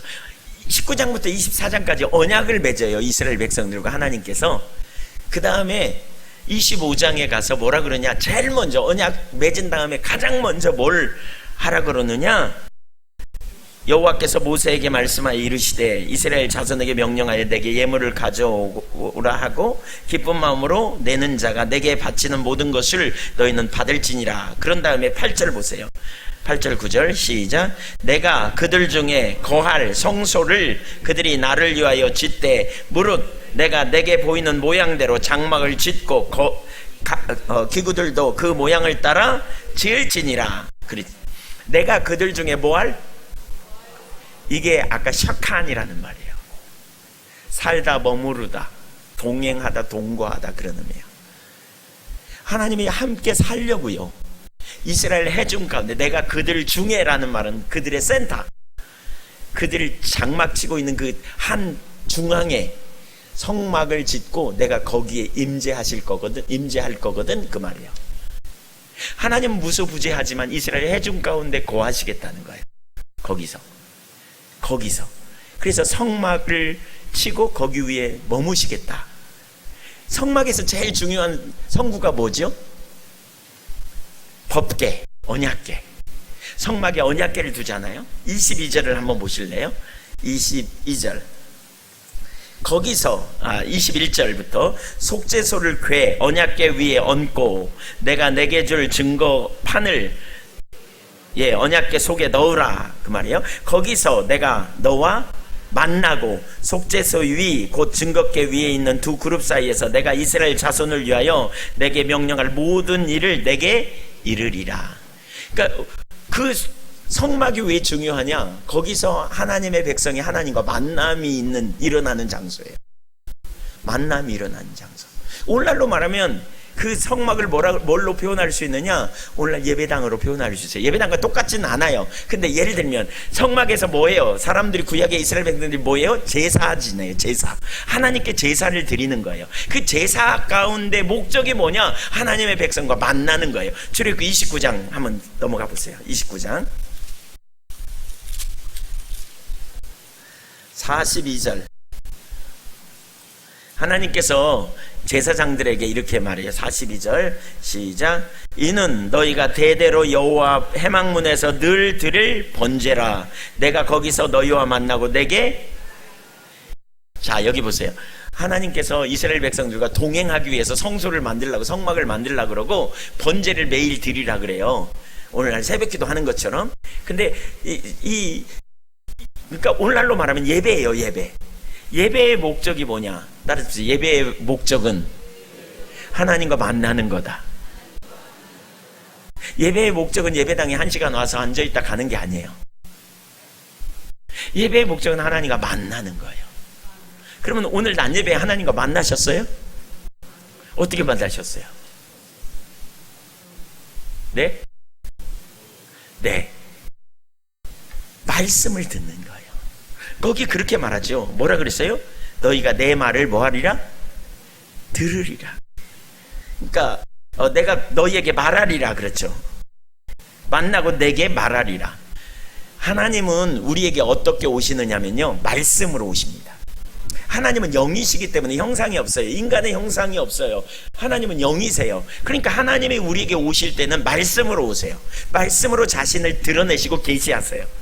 하나님을 우리가 말씀을 통해 만나는 거예요. 예배를 통해 만나는 거예요. 예배 시간에 선포되는 메시지를 통해 만나기도 하고, 또 찬양하는 가운데 가사를 통해 하나님이 누구이신가를 깨닫게 되는 거죠. 찬양하는 중에, 또 기도하는 중에 하나님을 만나는 거예요. 하나님이 내게 뭐라고 말씀하시는지를 알게 돼요. 그 다음에 43절 보실래요? 시작. 내가 거기서 이스라엘 자손을 만나리니 내 영광으로 말미암아 회막이 거룩하게 될지라. 내가 거기서 이스라엘 자손을 만나줄 것이다. 근데 하나님과 만남, 말씀이 계시됨을 통해서, 이게 하나님의 영광이고요, 그 영광으로 말미암아 회막이 거룩하게 될 거다. 이런 거예요. 절 보세요. 여러분, 예배당에 와서 마음이 심란한 채로 예배당에 올 때가 있잖아요. 염려가 한가득 안고 왔어요. 뭐 자녀가 뭐가 잘 안 된대. 그 소식 들으면 마음이 심란하죠. 그리고 와서 앉아 있어요. 지금 예배를 드리려고 했는데 기운도 빠지고 그냥 마음도 상하고 그냥 그러고 있어요. 근데 예배 중에 하나님은 전능하시고, 하나님은 나를 아시고, 하나님은 나를 너무너무 사랑하셔서 내 모든 상황에 가장 좋은 길로 인도하시는 하나님이라는 게 선명하게 깨달아져. 설교 중에 혹은 목사님을 통해서 그런 메시지가 선포돼. 근데 그게 쑥 들리는 거야. 그러면 집에 가면서 계속 코 빠져서 가요. 찬양하며 가요. 찬양하며 가요. 이런 역사가 일어나야 돼요. 여러분, 이 예배당에 올 때 부부싸움을 대판했어요. 평상시 나란히 앉다가 하나는 그러니까 나는 이쪽에, 내 남편은 저쪽에, 혹은 거꾸로 이렇게 앉았어. 그래갖고 그냥 저 인간 생각하면 억울하고 내가 이 나이까지 살아주니까 막 이러면서 속이 너무너무 화가 나. 그러고 앉아있어. 근데 그날따라 십자가의 대속의 사랑이 선명히 깨달아지면서 주님이 나를 위해 죽으셨고 나 같은 자를 살리신 하나님의 사랑이 확 깨달아졌어. 그러면 그 인간 용서해요, 못해요? 못하는 게 기적이에요. 그럼 오늘날 교회가 왜 이렇게 다툼이나 분열이 안 끊어지냐요? 한 교회에서 10년, 20년 생활하면서 왜 용서 못하는 일이 일어날까요? 주님과 못 만나서 그래요. 주님과 못 만나서 그래요. 여러분, 주님과 만나면 안 변할 수가 없어요. 설교를 들으면서 하나님이 말씀하셨다고 만났다고 하는데, 하나님의 말씀은 우리에게 무게감이 있어요. 여기 혹시 학교 선생님 계실까요? 손 들어보실래요? 네, 선생님이시죠. 어느 날 교육부 장관님이 전화해가지고, 선생님, 그 반에 누구누구 있죠? 제가 그 아이에 대해 좀 알아봐 주실래요? 그러면 잊어버려요? 안 잊어버려요? 절대 안 잊어버릴 거예요. 교육부 장관님이 나한테 전화했거든. 이게 어쩌면 자부심도 될 수 있어요. 근데 우리는 주일날 매번 설교를 들어. 그러면서 뭐라 그래요? 누구 말이라 그래요? 목사님 말이에요? 주님 말씀이에요? 근데 잊어버려요. 그건 뭐예요? 그건 주님 말씀으로 안 와서 그래요. 대단히 죄송하지만 그건 하나님 말씀으로 안 와서 그래요. 하나님 말씀으로 우리 가운데 오면 살아계신 하나님이 내게 말씀하셨는데 내가 그 말씀을 우습게 얘기해요? 여러분의 신앙에 뭐가 문제가 있지 않은지 살펴보셔야 돼요. 진짜 하나님의 말씀으로 내게 온다면 그 말씀이 내 삶을 이끌어가고 나를 살리는 거죠. 염려를 맡기라 그래. 염려를 맡기라는 걸 내내 줄줄 외우고도 가면 염려에 한숨 푹푹 쉬면서. 왜 그래요? 이론이라서 그래요. 지식과 여러분 되게 무서운 사람이 저는 이런 사람이라고 생각해요. 지식으로 신앙생활해요. 이론으로는 빠삭해요. 머리로는 다 알아. 근데 삶은 못 살아. 이 사이를 어떻게 해결해요? 그러니까 말씀대로 못 살고 예수 믿기 어렵더만 이런 의식이 머릿속에 가득해. 왜 그러느냐? 이론이라서 그래요. 성령께서 깨닫게 해주시고 비춰주셔야 그 말씀이 생명이 되고 말씀이 우리를 살리고 말씀이 우리를 견인해서 끌고 가고 말씀이 우리의 삶을 조정하고. 아멘. 내가 아는 하나님에 관한 몇 가지 지식이 아니라 성령의 조명으로 인격체 되신 하나님을 진짜 알게 된다면 그 하나님께 우리의 삶 전부를 맡기고 그 하나님을 의지하고 산다면 우리 삶에 강력한 능력이 있을 거라고요. 문제는 잘 몰라요. 여러분 이게 문제예요. 살아계신 하나님이 나의 하나님이고 그분이 내게 말씀하시고 그분이 나를 이끌어갈 때 내 삶에 얼마나 하나님께 염려를 맡기고 두려움이 없는 주된 이유가 뭐예요? 하나님께 맡기니까요. 왜? 근데 그 하나님을 알아야 맡겨야지.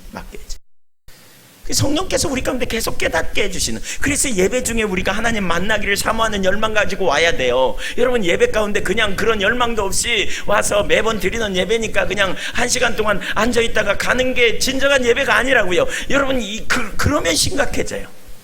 예배의 본질은 뭐냐? 예배 그 자체로 우리가 하나님의 하나님 되심을 높이고 송축하고 하나님께 찬사를 드리고 영광을 돌리는 게 예배의 중요한 본질인데 여기에 반드시 함께 가야 될 게 뭐냐?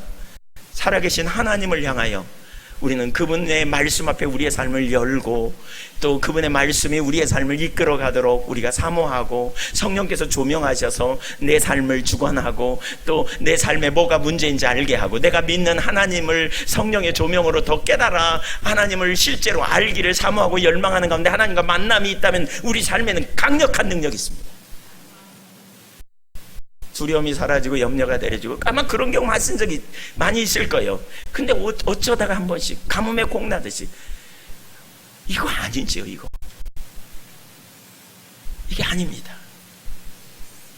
우리가 하나님과 연재적인 동행 교제의 능력 있는 삶, 이게 우리 삶의 실제가 되어질 때 우리 삶에 강력한 능력이 있죠.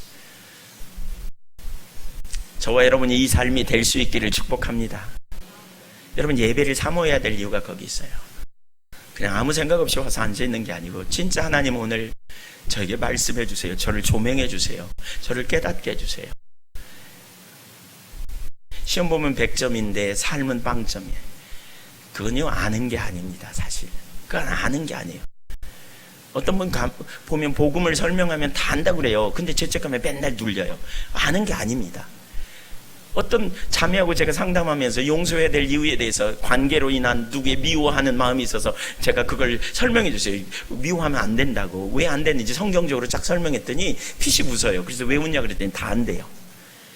제가 정색을 하면서 그랬어요. 모른다고. 알면 용서 안 할 수가 없다고. 이론적인 지식에 만족하니까 그렇다고.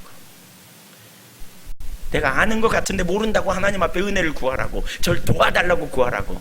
이대로는 안 된다고. 하나님 저 정말 하나님 기뻐하시는 자리에 있기를 원한다고. 이렇게 찾으라고 제가 권면했어요.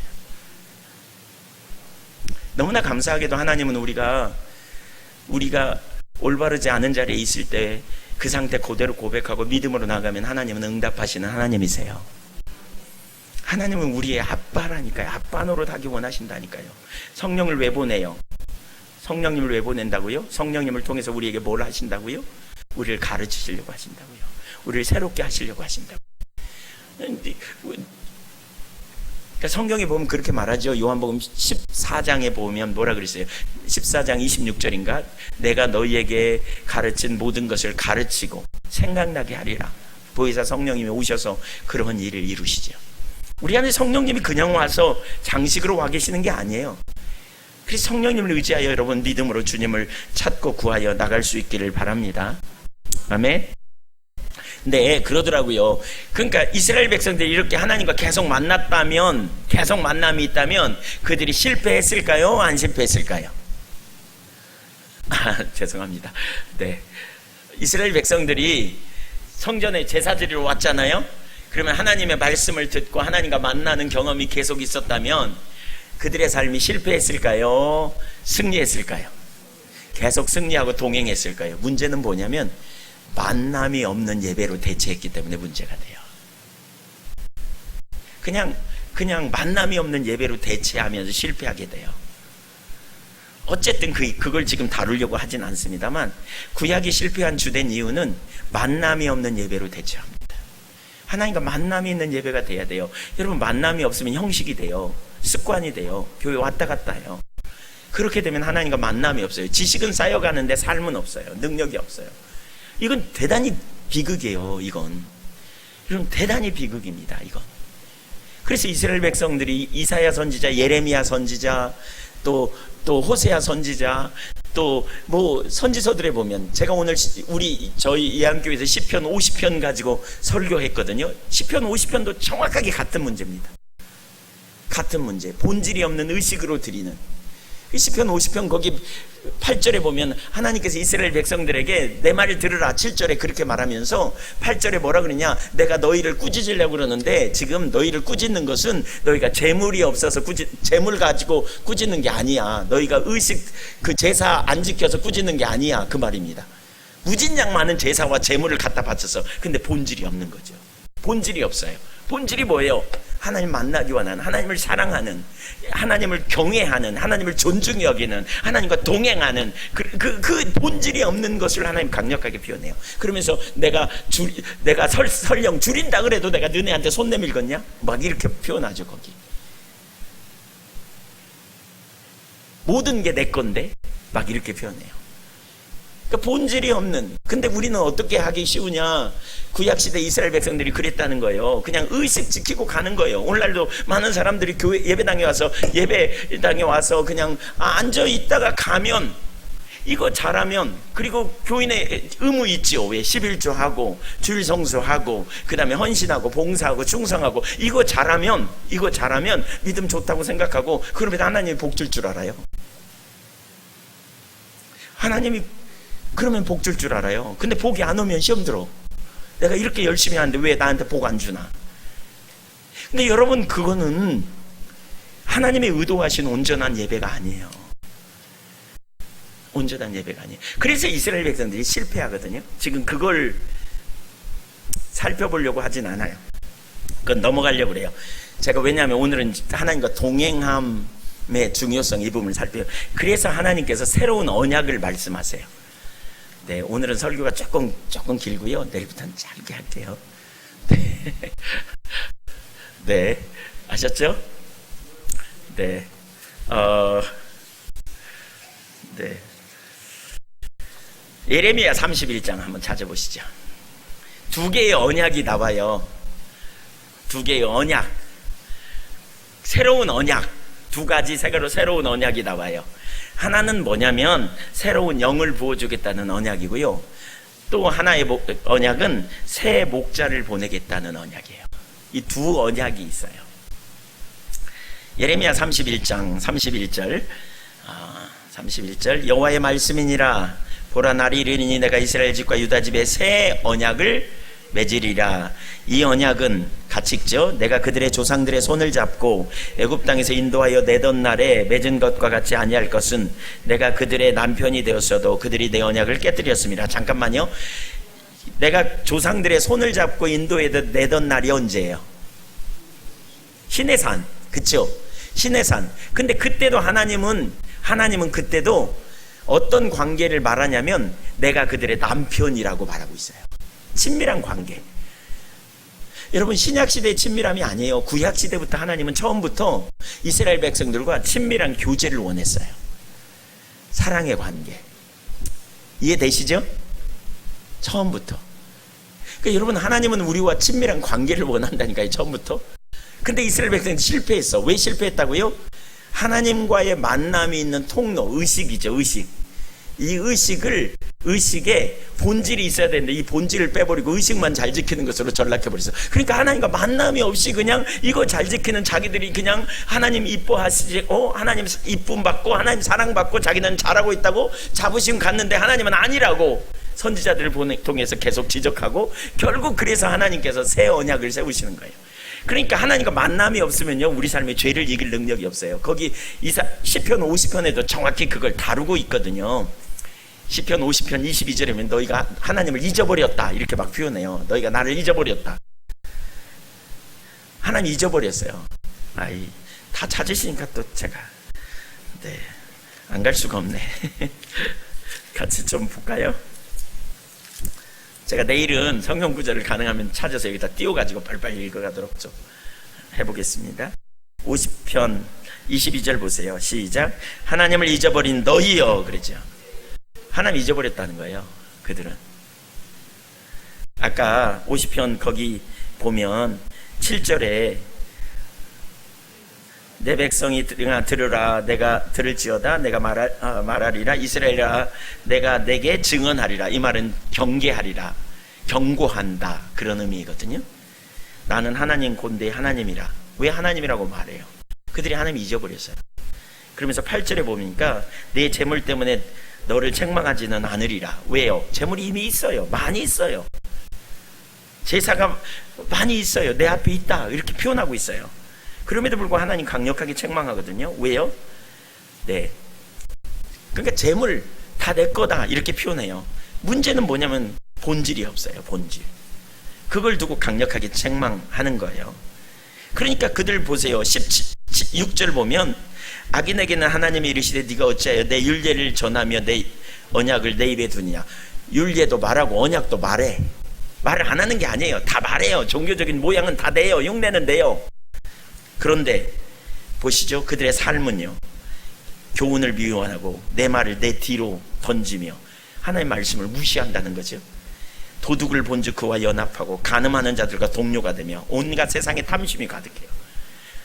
한번 따라주세요. 의식이 아무리 많아도 하나님과 인격적 교제를 대체하면, 하나님과의 신앙의 본질을 놓치면 죄를 이길 능력이 없다. 여러분, 형식적인 신앙에는 죄를 이길 능력이 없어요. 절대 없어요.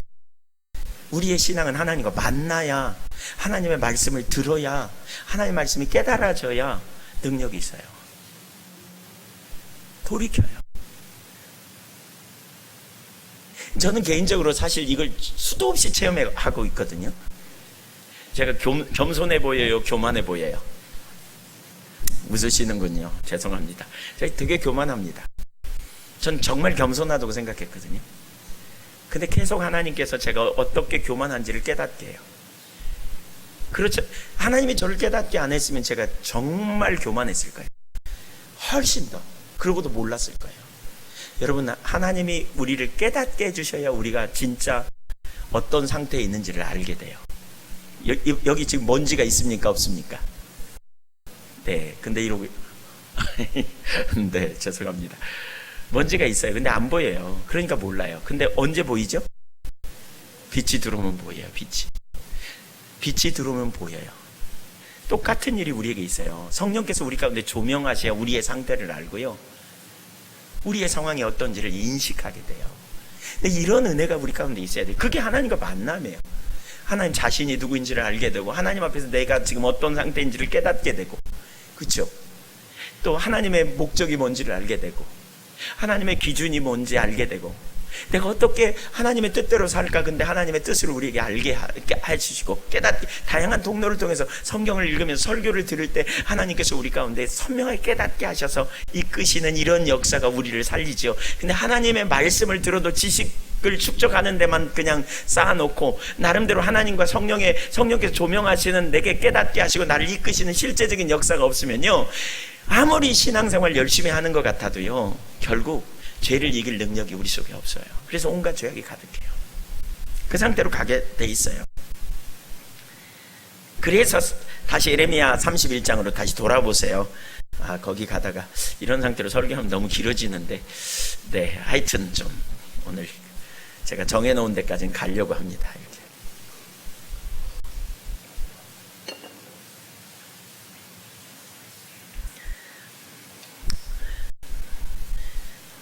33절. 그러나 그날 후에 내가 이스라엘 집과 맺을 언약은 이러하니 곧 내가 나의 법을 그들의 속에 두며 그들의 마음에 기록하여 나는 그들의 하나님이 되고 그들은 내 백성이 될 것이라. 여호와의 말씀이니라. 이게 구약의 약속이에요. 이 약속이 어떻게 성취되냐면요, 보혜사 성령이 오심으로 성취돼요. 그건 뒤에 가서 다시 한번 읽을게요. 에스겔서 34장 23절 말씀을 한번 보세요. 에스겔서 34장 23절. 또 하나의 새로운 언약이 나와요. 언약. 또 하나의 언약. 그건 뭐냐? 타락한 목자들을 대신한, 몰각할 목자들을 대신하여, 양을 자기 이익의 수단으로 여기는 목자를 대신하여 참 목자를 보내시겠다, 이렇게 말씀하거든요. 23절부터 25절까지 쭉 읽어보죠. 시작. 내가 한 목자를, 에스겔서 34장 23절, 34장 23절 다른데 있나요? 같이 읽어보죠. 34장 23절 시작. 내가 한 목자를 그들 위에 세워 먹이게 하리니 그는 내 종 다윗이라. 그가 그들을 먹이고 그들의 목자가 될지라. 나 여호와는 그들의 하나님이 되고 내 종 다윗은 그들 중에 왕이 되리라. 나 여호와의 말이니라. 내가 또 그들과 화평의 언약을 맺고 악한 짐승을 그 땅에서 그치게 하리니 그들이 빈들에 평안히 거하며 숲풀 가운데 잘지라. 한 목자를 세우겠다. 그러면서 뭐예요? 내 종 다윗이다. 다윗의 후손을 얘기하는 거죠. 메시아 그리스도를 얘기하는 거예요. 그 예수님을 통해 화평의 언약이 세워질 걸 예언하고 있는 거죠. 그래서 예레미야와 에스겔서에 두 가지 이 새로운 언약에 대한 성취가 신약에 이루어지는 거죠. 신약에. 그래서 요한복음 1장 14절 보시죠. 요한복음 1장 14절. 목자의 오심. 요한복음 1장 14절. 네. 요한복음 1장 14절. 시작. 말씀이 육신이 되어 우리 가운데 거하심에 우리가 그의 영광을 보니 아버지의 독생자의 영광이요 은혜와 진리가 충만하더라. 여기 말씀이 육신이 되어 우리 가운데 거하셨다. 거하시다, 샤칸, 살다, 머무르다 같은 의미예요. 이 구약의 샤칸과 동일한 단어의 의미예요. 말씀이 육신이 되어 우리 가운데 거하게 되는, 살게 되는 누굽니까? 예수님이죠. 예수님. 말씀의 본체이신 하나님, 그렇죠? 육신을 입고 우리 가운데 오신 성자 하나님 예수 그리스도, 그분이 오신 거죠. 그래서 은혜와 진리가 충만하더라. 이 말은 헤세드와 에메트, 아까 제가 설명했죠? 그 같은 맥락입니다. 하나님의 사랑과 하나님의 그 의리를 지키는 이러한, 그게 충만한 이라, 이렇게 말하고 있어요. 그래서 마태복음은 이렇게 말합니다. 1장 23절에 보라 처녀가 잉태하여 아들을 낳으리니 그 이름을 임마누엘이라 하라. 이를 번역한즉 하나님이 우리와 함께 계신다. 하나님이 우리와 함께 하시는 사건이요, 구약시대부터 지금 계속 이렇게 흘러내리고 있어요. 흘러나오고 있어요. 이게 원래 창세 전에 자녀로 삼으려는 하나님의 계획이 실현되고 있는 거예요. 지금 우리를 누구 삼는다? 자녀 삼는다. 자녀 삼는다. 그래서 하나님이 찾아오신 거예요. 지금 구원해 내셨다면, 출애굽 구약의 이스라엘 백성들과 만나기 원하셨다면 찾아오신 거예요. 지금 찾아오신 거예요. 찾아오셨죠. 그래서 예수님이 오셔서 모든 진리로 인도하셨고, 요한복음 8장 31절 너희가 내 말에 거하면 참으로 내 제자가 되고 진리를 알지니 진리가 너희를 자유케 하리라. 그래서 진리를 가르쳐서 자유케 하셨고, 또 십자가 사건으로 우리의 죄의 문제를 해결하셔서 하나님과 우리 사이를 화목케 하시는 일을 하고, 영접하는 자 곧 그 이름을 믿는 자들에게 하나님의 뭐가 되는? 자녀가 되는 권세를 주셨다, 이렇게 말하고 있죠. 그래서 십자가 사건 거기 잠깐 찾아보고 가죠. 에베소서 2장 16절부터 보겠습니다. 12절 이하에서부터 쭉 보면 좋은데 시간이 없으니까 16절.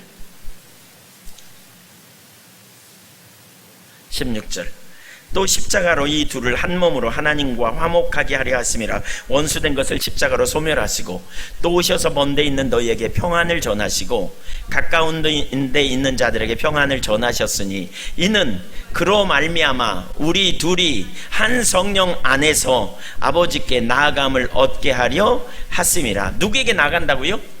아버지께. 한 성령 안에서. 우리 둘이는 누구냐? 유대인과 이방인이에요.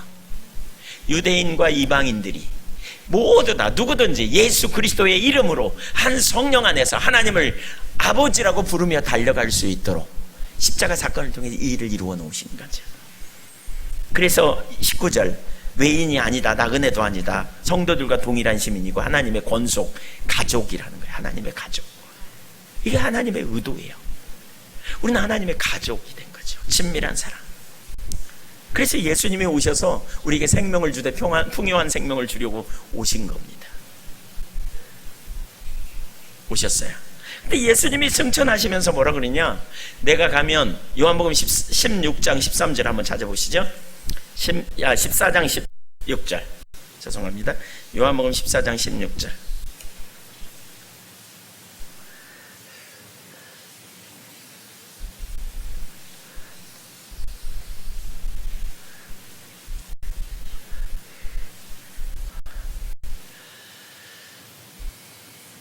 시작.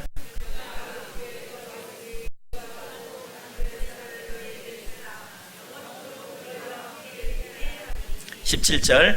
그는 진리의 영이라 세상은 능히 그를 받지 못하나니 이는 그를 보지도 못하고 알지도 못함이라. 그러나 너희는 그를 아나니 그는 너희와 함께 거하심이요 또 너희 속에 뭐 하려고 오신다고요? 함께 살라고, 함께 거하려고. 네. 18절. 내가 너희를 고아와 같이 버려두지 아니하고 너희에게로 오리라. 고아처럼 버리. 19절. 조금 있으면 세상은 다시 나를 보지 못할 것이되 너희는 나를 보리니 이는 내가 살아있고 너희도 살아있겠음이라. 20절. 그날에는 내가 아버지 안에 너희가 내 안에 내가 너희 안에 있는 것을 너희가 알. 그날이 언제냐? 여기 그날이 언제냐? 보혜사가 오는 날이에요. 성령 안에서 우리가 하나님 안에, 하나님이 우리 안에. 예수님이 우리 안에, 내가 예수님 안에.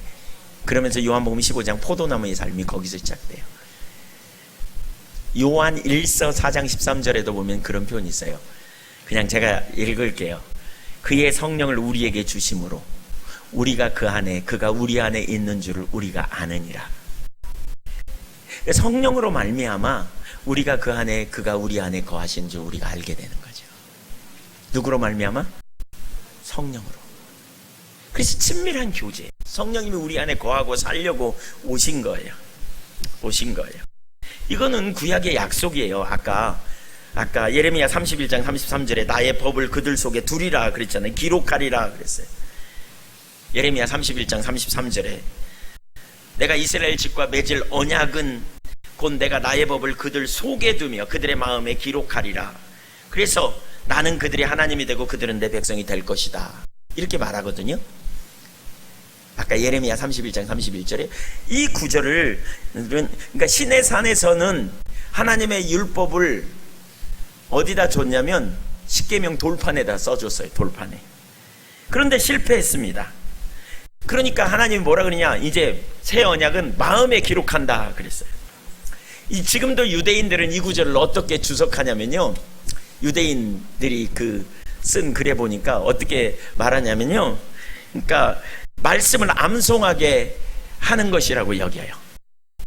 그래서 내면하면 된다고 생각해요. 계속. 그래서 유대인들은 말씀을 암송하게 하잖아요. 계속. 그게 뭐냐? 바로 말씀을 내면하기 위한 거예요.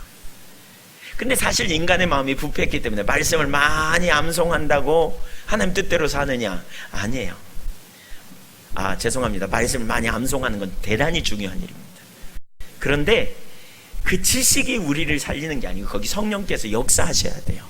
깨닫게 해주시고 순간순간 하나님의 은혜가 함께해야 그 말씀이 놀라운 능력의 역사로 나타나요. 아멘. 에스겔서 36장도 한번 찾아보시겠습니까? 영과 관련, 성령과 관련해서 주시는 약속이에요. 구약의 약속. 그 약속이 신약이 어떻게 성취되는가를 좀 찾아보려고 하거든요. 에스겔서 36장. 오늘은 완전히 성경 공부입니다. 지금 예화 하나도 쏙 없이 그냥 쏙 빼고 네, 말씀 집회 그래서 너무 좋네요. 네, 어딨지? 네, 특별 말씀 집회니까. 네.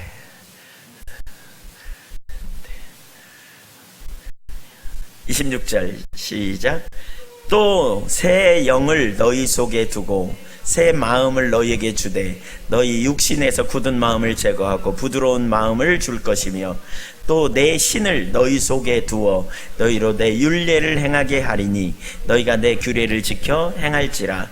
내가 너희 조상들에게 준 땅에서 너희가 거주하면서 내 백성이 되고 나는 너희 하나님이 되리라. 이 언약이거든요. 내가 되리라. 이건 다 언약이에요. 언약. 하나님 노릇하고 너희는 내 백성 될 거야. 근데 어떻게 해요? 새 신을, 새 영을, 그쵸? 그 약속의 성취를 고린도후서 3장 6절에서 다루고 있어요. 고린도후서 3장 6절 찾아보시죠. 고린도후서 3장 6절. 고린도후서 3장 6절. 부지런히 지금 성경 찾고 계십니다. 아마 시작. 그가 우리를 새 언약의 일꾼 되기에 만족하게 하셨으니 율법 조문으로 하지 아니하고 오직 영으로 함이니 율법 조문은 죽이는 것이요 영은 살리는 것이다. 새 언약의 일꾼 되기에 만족해 하셨다. 그러면서 율법 조문으로 하지 않는다. 구약은 율법 조문으로 했거든요. 그러니까 말씀 많이 이렇게 암송하고 말씀을 갖는 것으로 말미암았다면 이제는 뭐냐? 영으로 합니다. 영으로. 이 율법 조문, 이거를 영어 성경에 보니까 레터 그랬어요. 문자. 그러니까 여러분 지식을, 성경 지식을 그냥 내가 지식으로만 갖고 있으면 아무런 능력이 없어요. 그게. 거기 뭐가 있어야 된다고요? 성령님의 역사가 있어요. 성령님. 그래서 영은 살리는 것이다. 여기 영은 성령을 가르쳐요. 성령의 역사로 우리가 살 수 있어요. 성령의 깨닫게 하시는 역사가 우리 가운데 있어야 실제가 되어지는 거죠. 그래서 예수님이 가시면서 그런 거죠. 내가 또 다른 보혜사를 보내리라. 이렇게 말씀하셨어요. 그리고 성령님이 오시면 무슨 일이 이루어집니까? 우선 요한복음 14장 26절에 아까 우리가 언급했는데요. 이런 일이 있죠. 예수님이 그렇게 말해요. 우리가 깨닫지 못한 거, 예수님이 가르쳤는데 우리가 잘 못 깨닫는 것을 성령님이 깨닫게 해주신대요. 성령님은 선생님이세요. 그래서 여러분 잘 못 깨달으면 성령님 깨닫게 해주세요. 막 이렇게 하세요. 설교를 들으면서도요. 성령님, 따라서 성령님 깨닫게 해주세요. 네, 이 성령님이 하시는 거예요. 개인적으로 저는 과거에요. 책을 읽어도 어떤 때는 무슨 말인지 모를 때가 있어요. 성경을 읽어도 의미하는 바가 뭔지 몰라요. 제가 오래전에 갈라디아서 2장 20절을 가지고 목회 초년에 설교하려고 정했거든요. 근데 본문을 읽어가는데 그 본문이 이렇게 말하잖아요. 내가 그리스도와 함께 십자가에 못 박혔나니 그런즉 이제는 내가 사는 것이 아니요 내 안에 그리스도께서 사시는 것이라. 이제 내가 육체 가운데 사는 것은 나를 사랑하사 나를 위하여 자기 자신을 버리신 하나님의 아들을 믿는 믿음 안에 사는 것이라. 제가 이 구절을 딱 펼쳤는데 내가 그리스도와 함께 십자가에 못 박혔나니 이 구절을 읽는 순간에 본문이 꼭 그렇게 저한테 물는 것 같아. 너 못 박혔냐? 이렇게 묻는 것 같아. 제가 하나도 못 박힌 것 같지가 않아요. 벌떡벌떡 살아있는 것 같아. 제가 책을 읽어서 지식으로는 무슨 얘기인지 알겠는데 제 삶의 실제인 것은 잘 모르겠더라고요. 개인적으로 집중적으로 하나님께 깨닫게 해달라고 금식하며 구했어요. 성령님은 우리를 가르치세요. 깨닫게 해주세요. 물론 여러분 혼자 깨달아가지고 또 다 나 이거 깨달았어 그러면 지가 복음 돼요. 심각해요. 반드시 목사님에게 맞냐고 확인해보고 그러셔야 돼요. 그런 훈련이 자꾸 필요해요. 뭔가 깨달았으면 이렇게 깨달았는데 이거 맞냐고. 아니라 그러면 얼른 내려놓으셔야 돼요. 네, 위험해요. 요한복음 16장 13절에 보면 그렇게 말하죠. 모든 진리로 우리를 인도하신다. 모든 진리로 인도하신 성령님은. 그래서 예수님이 승천하시면서 뭐라 그랬어요? 너희는 볼지어다 내가 세상 끝날까지 너희와 항상 함께 있으리라. 그게 약속이에요. 친밀한 교제를 지금 계속 얘기해요. 하나님은 우리와 친밀한 교제 동행을 원하세요. 이해가 되세요?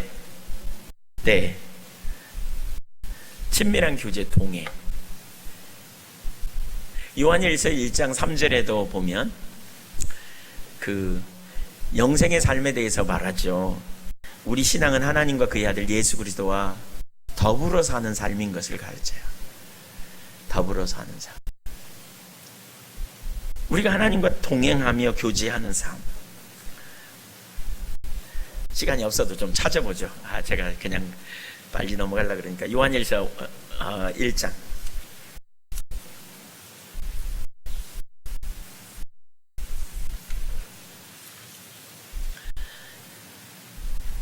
2절 3절 시작. 이 생명이 나타내신 바 된지라 이 영원한 생명을 우리가 보았고 증언하여 너희에게 전하노니 이는 아버지와 함께 계시다가 우리에게 나타내신 바 된 이시니라. 우리가 보고 들은 바를 너희에게도 전함은 있게 하려 함이니 우리의 사귐은 아버지와 그의 아들 예수 그리스도와 더불어 누림이라. 우리가 이것을 쓰면 우리의 기쁨이 충만하게 하려 함이라. 네, 교제의 공통 분모가 뭐냐? 하나님과 그의 아들 예수 그리스도와 사귐. 그게 성도의 교제의 근거예요. 모든 성도들이 여기 그렇죠. 영원한 생명에 대해서 말하잖아요. 영원한 생명의 삶이 뭐냐? 여러분 영원한 생명을 누리기 원하십니까? 그러니까 영생이 뭐예요? 영원히 사는 거예요? 네, 옳아요. 영원히 살아요. 근데 그보다 더 중요한 주제가 있어요. 영원히 사는데 누구랑 사는 거다? 하나님과 더불어, 하나님과 그의 아들 예수 그리스도와 더불어 사는 거예요. 이게 영생이에요. 요한 1서를 쓴 목적이 사실 영생에 대해서 말하고 있는데요. 하나님과 그의 아들 예수 그리스도와 더불어 사는 거예요. 요한 1서 5장 13절도 한번 읽어보실래요? 5장 13절. 그게 요한 1서를 쓴 목적, 서론과 결론에서 같은 얘기를 하거든요. 5장 13절 시작. 내가 하나님의 아들의 이름을 믿는 너희에게 이것을 쓰는 것은 너희로 하여금 너희에게 영생이 있음을 알게 하려니라. 이게 요한 1서의 목적이에요. 영생이 있는 것. 근데 영생이 뭐냐? 영원히 사는 것만을 말하고 있지 않아요. 그걸 말하고자 하는 바가 아니에요. 거기에 진짜 중요한 건 영생이 영원히 사는 건데 누구와 더불어서? 교제하는 거예요. 더불어 사는 것. 친밀한 교제. 여러분 친밀한 교제 안에 영원한 생명을 누릴 수 있기를 축복합니다. 그래서 하나님이 누구냐? 영원한 생명을 누리되 하나님과 더불어 살려면 하나님이 누군지 알아야 되잖아요. 그래서 여기 요한 1서에는 하나님은 누구냐? 빛이시다. 하나님은 사랑이시다. 이런 하나님의 성품 세 가지를 얘기하거든요. 하나님 의로우시다. 이걸 얘기해요. 그래서 그 하나님, 빛 대신 하나님과 의로우신 하나님과 사랑이신 하나님 앞에 우리가 어떻게 살아야 되는 것을 가르쳐요. 이게. 아까 거룩의 의미와 개념과 같은 개념이죠. 하나님과 함께 살려면 우리가 하나님을 알고 하나님을 의지하고 살아가야 되는 삶이니까요. 지금 줄기차게 뭘 살펴보고 있냐면 우리 신앙은 하나님과 친밀한 관계라는 거예요. 교제. 마지막 하나를 더 살펴봅니다. 천국의 삶. 하늘나라의 삶은 뭔가? 요한계시록 21장 찾아보십시오. 요한계시록 21장을 펴보십시오. 예, 천국 얼른 가고 싶으신가요 혹시? 네, 아무도 아멘 안 하시는데. 네, 21장 보시죠.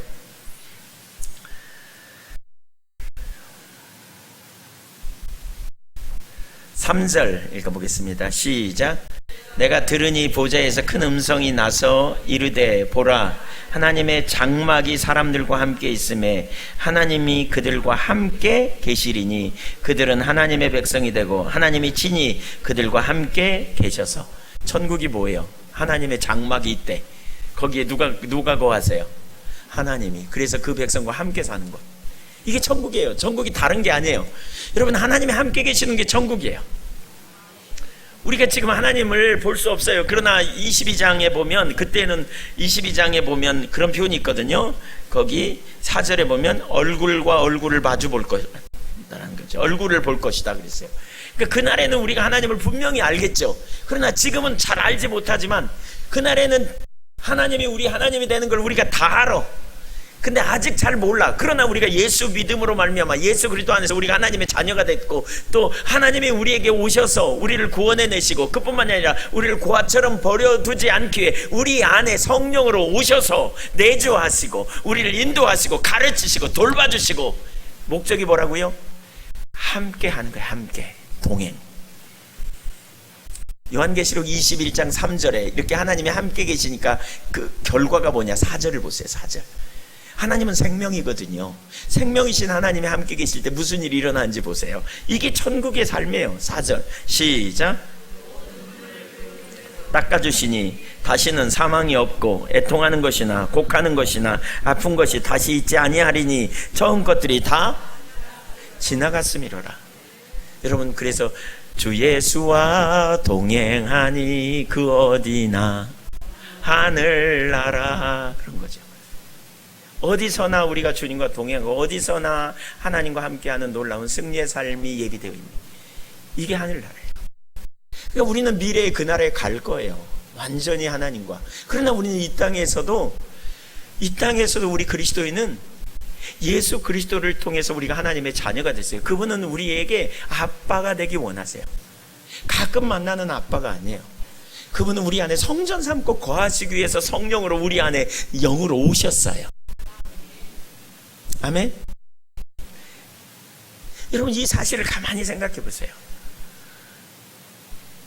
하나님 본질적으로 어떤 사람들은, 많은 사람들이 오늘날 신앙생활을 그렇게 하는 것 같아요. 뭐죠? 자기 문제 있고 어려움이 있고 그러다 보니까 문제 해결하기 위해서 뭐 이렇게 교회 나오고, 그러다가 예수 믿고 구원받았다 그러니까 그렇고, 이제 내가 구원받은 하나님의 백성으로서 나름대로 삶을 살면서 하나님 따로 나 따로 뭐 이렇게 살아가다가 필요할 때 도움 구하고 이렇게 살아가는 게 아니에요. 하나님은 우리 자신을 원해요. 처음부터 끝까지 우리와 동행하기 원하고요, 우리 안에 임재하시고 우리와 함께하기 원하는 가운데 우리 삶의 놀라운 통치와 주권 가운데 우리를 인도하시고 우리를 돌보시고 우리를 새롭게 하시고 우리를 회복시키시고, 그러한 실제적인 영역으로 저와 여러분을 이끌어가기 원하신다니까요.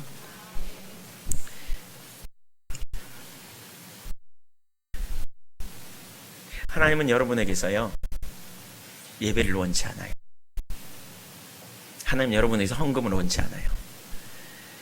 하나님은 여러분에게서 헌신을 원치 않아요. 하나님은 여러분을 원해요. 그리고 여러분이 진짜 하나님을 알면 하나님이 기뻐하는 예배요, 비교할 수 없이 하나님을 찬양하고 높일 거예요. 여러분의 수입의 일부분만 하나님께 드리는 게 아니라 내 삶 전부를 하나님께 드릴 거예요. 맞나요? 거기는 아멘 잘 안 하시네. 근데 맞나요?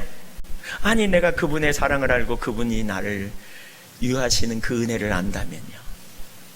근데 우리는 현금 몇 푼 드리고, 우리는 헌신 좀 하고, 우리는 다른 데를 봉사 좀 하고, 할 일을 했다고 생각하고 복 달라 그래. 여러분의 자녀들이 여러분에게 와서 먹을 거 사가지고 와서 무난하고 관심 갖고, 그러다 필요하면 여러분이 가진 그 돈을 생각하고 돈 달라고 찾아오고, 그거 주면 헤헤거리다가 안 주면 삐지고, 이렇게 생각하면 여러분 마음이 어떠실까 생각해 보세요. 제가 서두에 그런 말씀 드렸죠. 부모로서 자녀가 오는 것만 해도, 자녀가 얘기하고 자녀가 나를 찾아와서 나에게 상담하고 나에게 말하고, 그 자체만 해도 우리는 너무너무 기쁘잖아요. 전 기쁘대요. 저희 딸이 그렇게 와서 말하면 뭐 얘기하다가 어떤 데는 결국 헤헤거리면서 돈 좀 있어요? 뭐 이렇게 얘기해도 그럴지라도 전 기쁘대요. 여러분과 하나님과의 관계는 어떠신지 살펴보세요.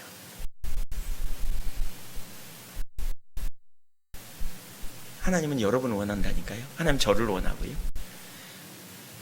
하나님 우리가 구원받고요. 너 이제 구원해놨으니까 잘 먹고 잘 살아라. 그 대신 필요할 때 한 번씩 와서 내일 해. 이게 아니에요. 하나님은 나와 매 순간마다 함께하기 원하고요. 동행하기 원하고요. 내가 매 순간마다 주님을 찾고 또 주님과 상의하고 주님과 함께하고 주님과 동행하는 삶, 주님의 능력을 힘입어 살고 주님을 의식하며 하나님 앞에서 삶을 사는 실제적인 그 삶으로 우리를 초청하고 계시다고 저는 믿어요.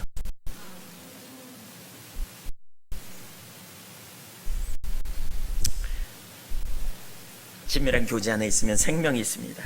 거기 능력이 있습니다. 하나님이 계시면 사실 이게 여러분에게 선명하게 보이면요, 이제 여러분의 생각은 이렇게 바뀔 거예요. 아, 하나님이 계시면 충분하겠구나. 뭐가 좀 안 돼도 괜찮아요. 하나님이 계시면 돼. 왜냐하면 그분은 우리의 보호자가 되시고 피난처가 되시고 산성이 되시고 능력이 되시고 생명이 되세요. 우리의 의가 되시고 하나님은 우리에게 주시되 독생자를 아끼지 않고 내놓을 만큼 저와 여러분을 사랑하신 분이시라니까요. 모든 것 주시기를 기뻐하시는 분이라니까요. 아멘. 여러분 뭘 원하세요? 하나님은 나를 원하시는데 여러분은 하나님에게 뭘 원하세요? 그분이 떨어지는 부스러기요? 그분이 주시는 물질적인 축복이요? 뭘 원하십니까? 하나님. 네. 장로님이시죠? 네. 장로님 뭘 원하신다고요? 하나님. 나도 하나님, 저도 하나님 원해요. 하나님의 마음을 알면 알수록 저는 이게 얼마나 중요한지 모르겠어요. 하나님은 계속 나를 향한 마음을 가지고 동행하기 원해. 근데 나는 하나님 앞에 문제 해결만 바라고 뭐 좀 손 좀 벌렸다가 뭐 좀 주면 감사하다고 그러고 그렇지 않으면 삐지고 하나님 너무한다고 생각하고 아마 이 중에 그런 분이 있을지 모르겠어요. 솔직히 얘기해 보세요. 난 하나님이 조금 섭섭하다. 좀 하나님 어떤 데는 너무 좀 나만 안 사랑하는 것처럼 느낀 적이 있다. 지금 좀 조금 많이 말고 조금이라도 그 마음이 있는 분 손 들어보세요. 네. 입장 바꿔놓고 생각해보세요. 하나님이 그럴걸요? 나 되게 섭섭하다.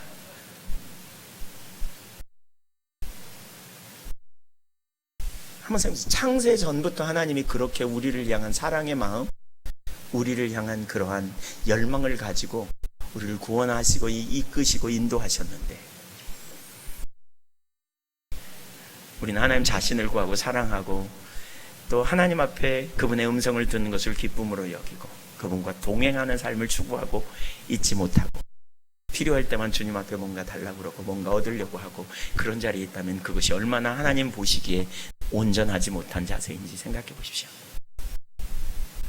하나님은 저를 원하십니다. 하나님 여러분을 원하십니다. 그리고 우리의 마음이 하나님만 사랑하기를 원하십니다. 그 하나님께로 여러분의 뜻을 정하여 하나님만 사랑하기로 그리고 하나님과 친밀한 교제 가운데 하나님 자신을 구하고 나아가는 그런 자리에 있기를 결단하시겠습니까? 그 찬양이 있죠. 저 장미꽃 위에 있을 아직 맺혀 있는 그때에 귀에 은은히 소리 들리니 춤성 분명하다. 주님 나와 동행을 하시네. 하면서 나를 친구 삼으셨네. 우리 서로 받은 그 기쁨은 알 사람이 없도다. 하나님이 짝사랑하신 것 같지 않으세요? 여러분도 하나님 사랑하셨나요? 이런 사랑을 하나님이 원하시는데, 근데 우리는 하나님의 사랑에 관심이 없어요. 뭐 좀 헌금하고 뭐 좀 봉사하고 뭐 좀 하고, 그리고 복 주기를 기대하다가 안 주면 삐지고. 근데 하나님이 일방적으로, 전 지금 내내 이 부분을 제가 쭉 살펴보면서 더 많이 살펴볼 수 있는데요, 이런 구절들을 보면서 야, 하나님이 진짜 우리를 그렇게 집요하게 원하시는구나. 나를 원하시는구나. 오늘 저녁에 주무시기 전에 가셔서요, 이 찬양을 가만히 하면서 혼자 하나님 앞에 있어 보세요. 주님 나와 동행을 하면서 나를 친구 삼으시는데, 나는 주님과 친구인 척 하면서 뒤통수 때리고 엉뚱한 짓 하고 하나님의 마음을 알지 못한 채 양같이 제 갈 길로 가는 자리에 얼마나 자주 돌아가는지.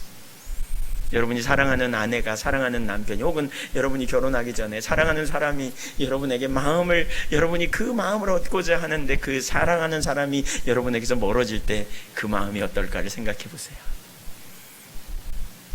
하나님의 의도가 뭔지 성령께서 더 조명해 주시기를 축복합니다.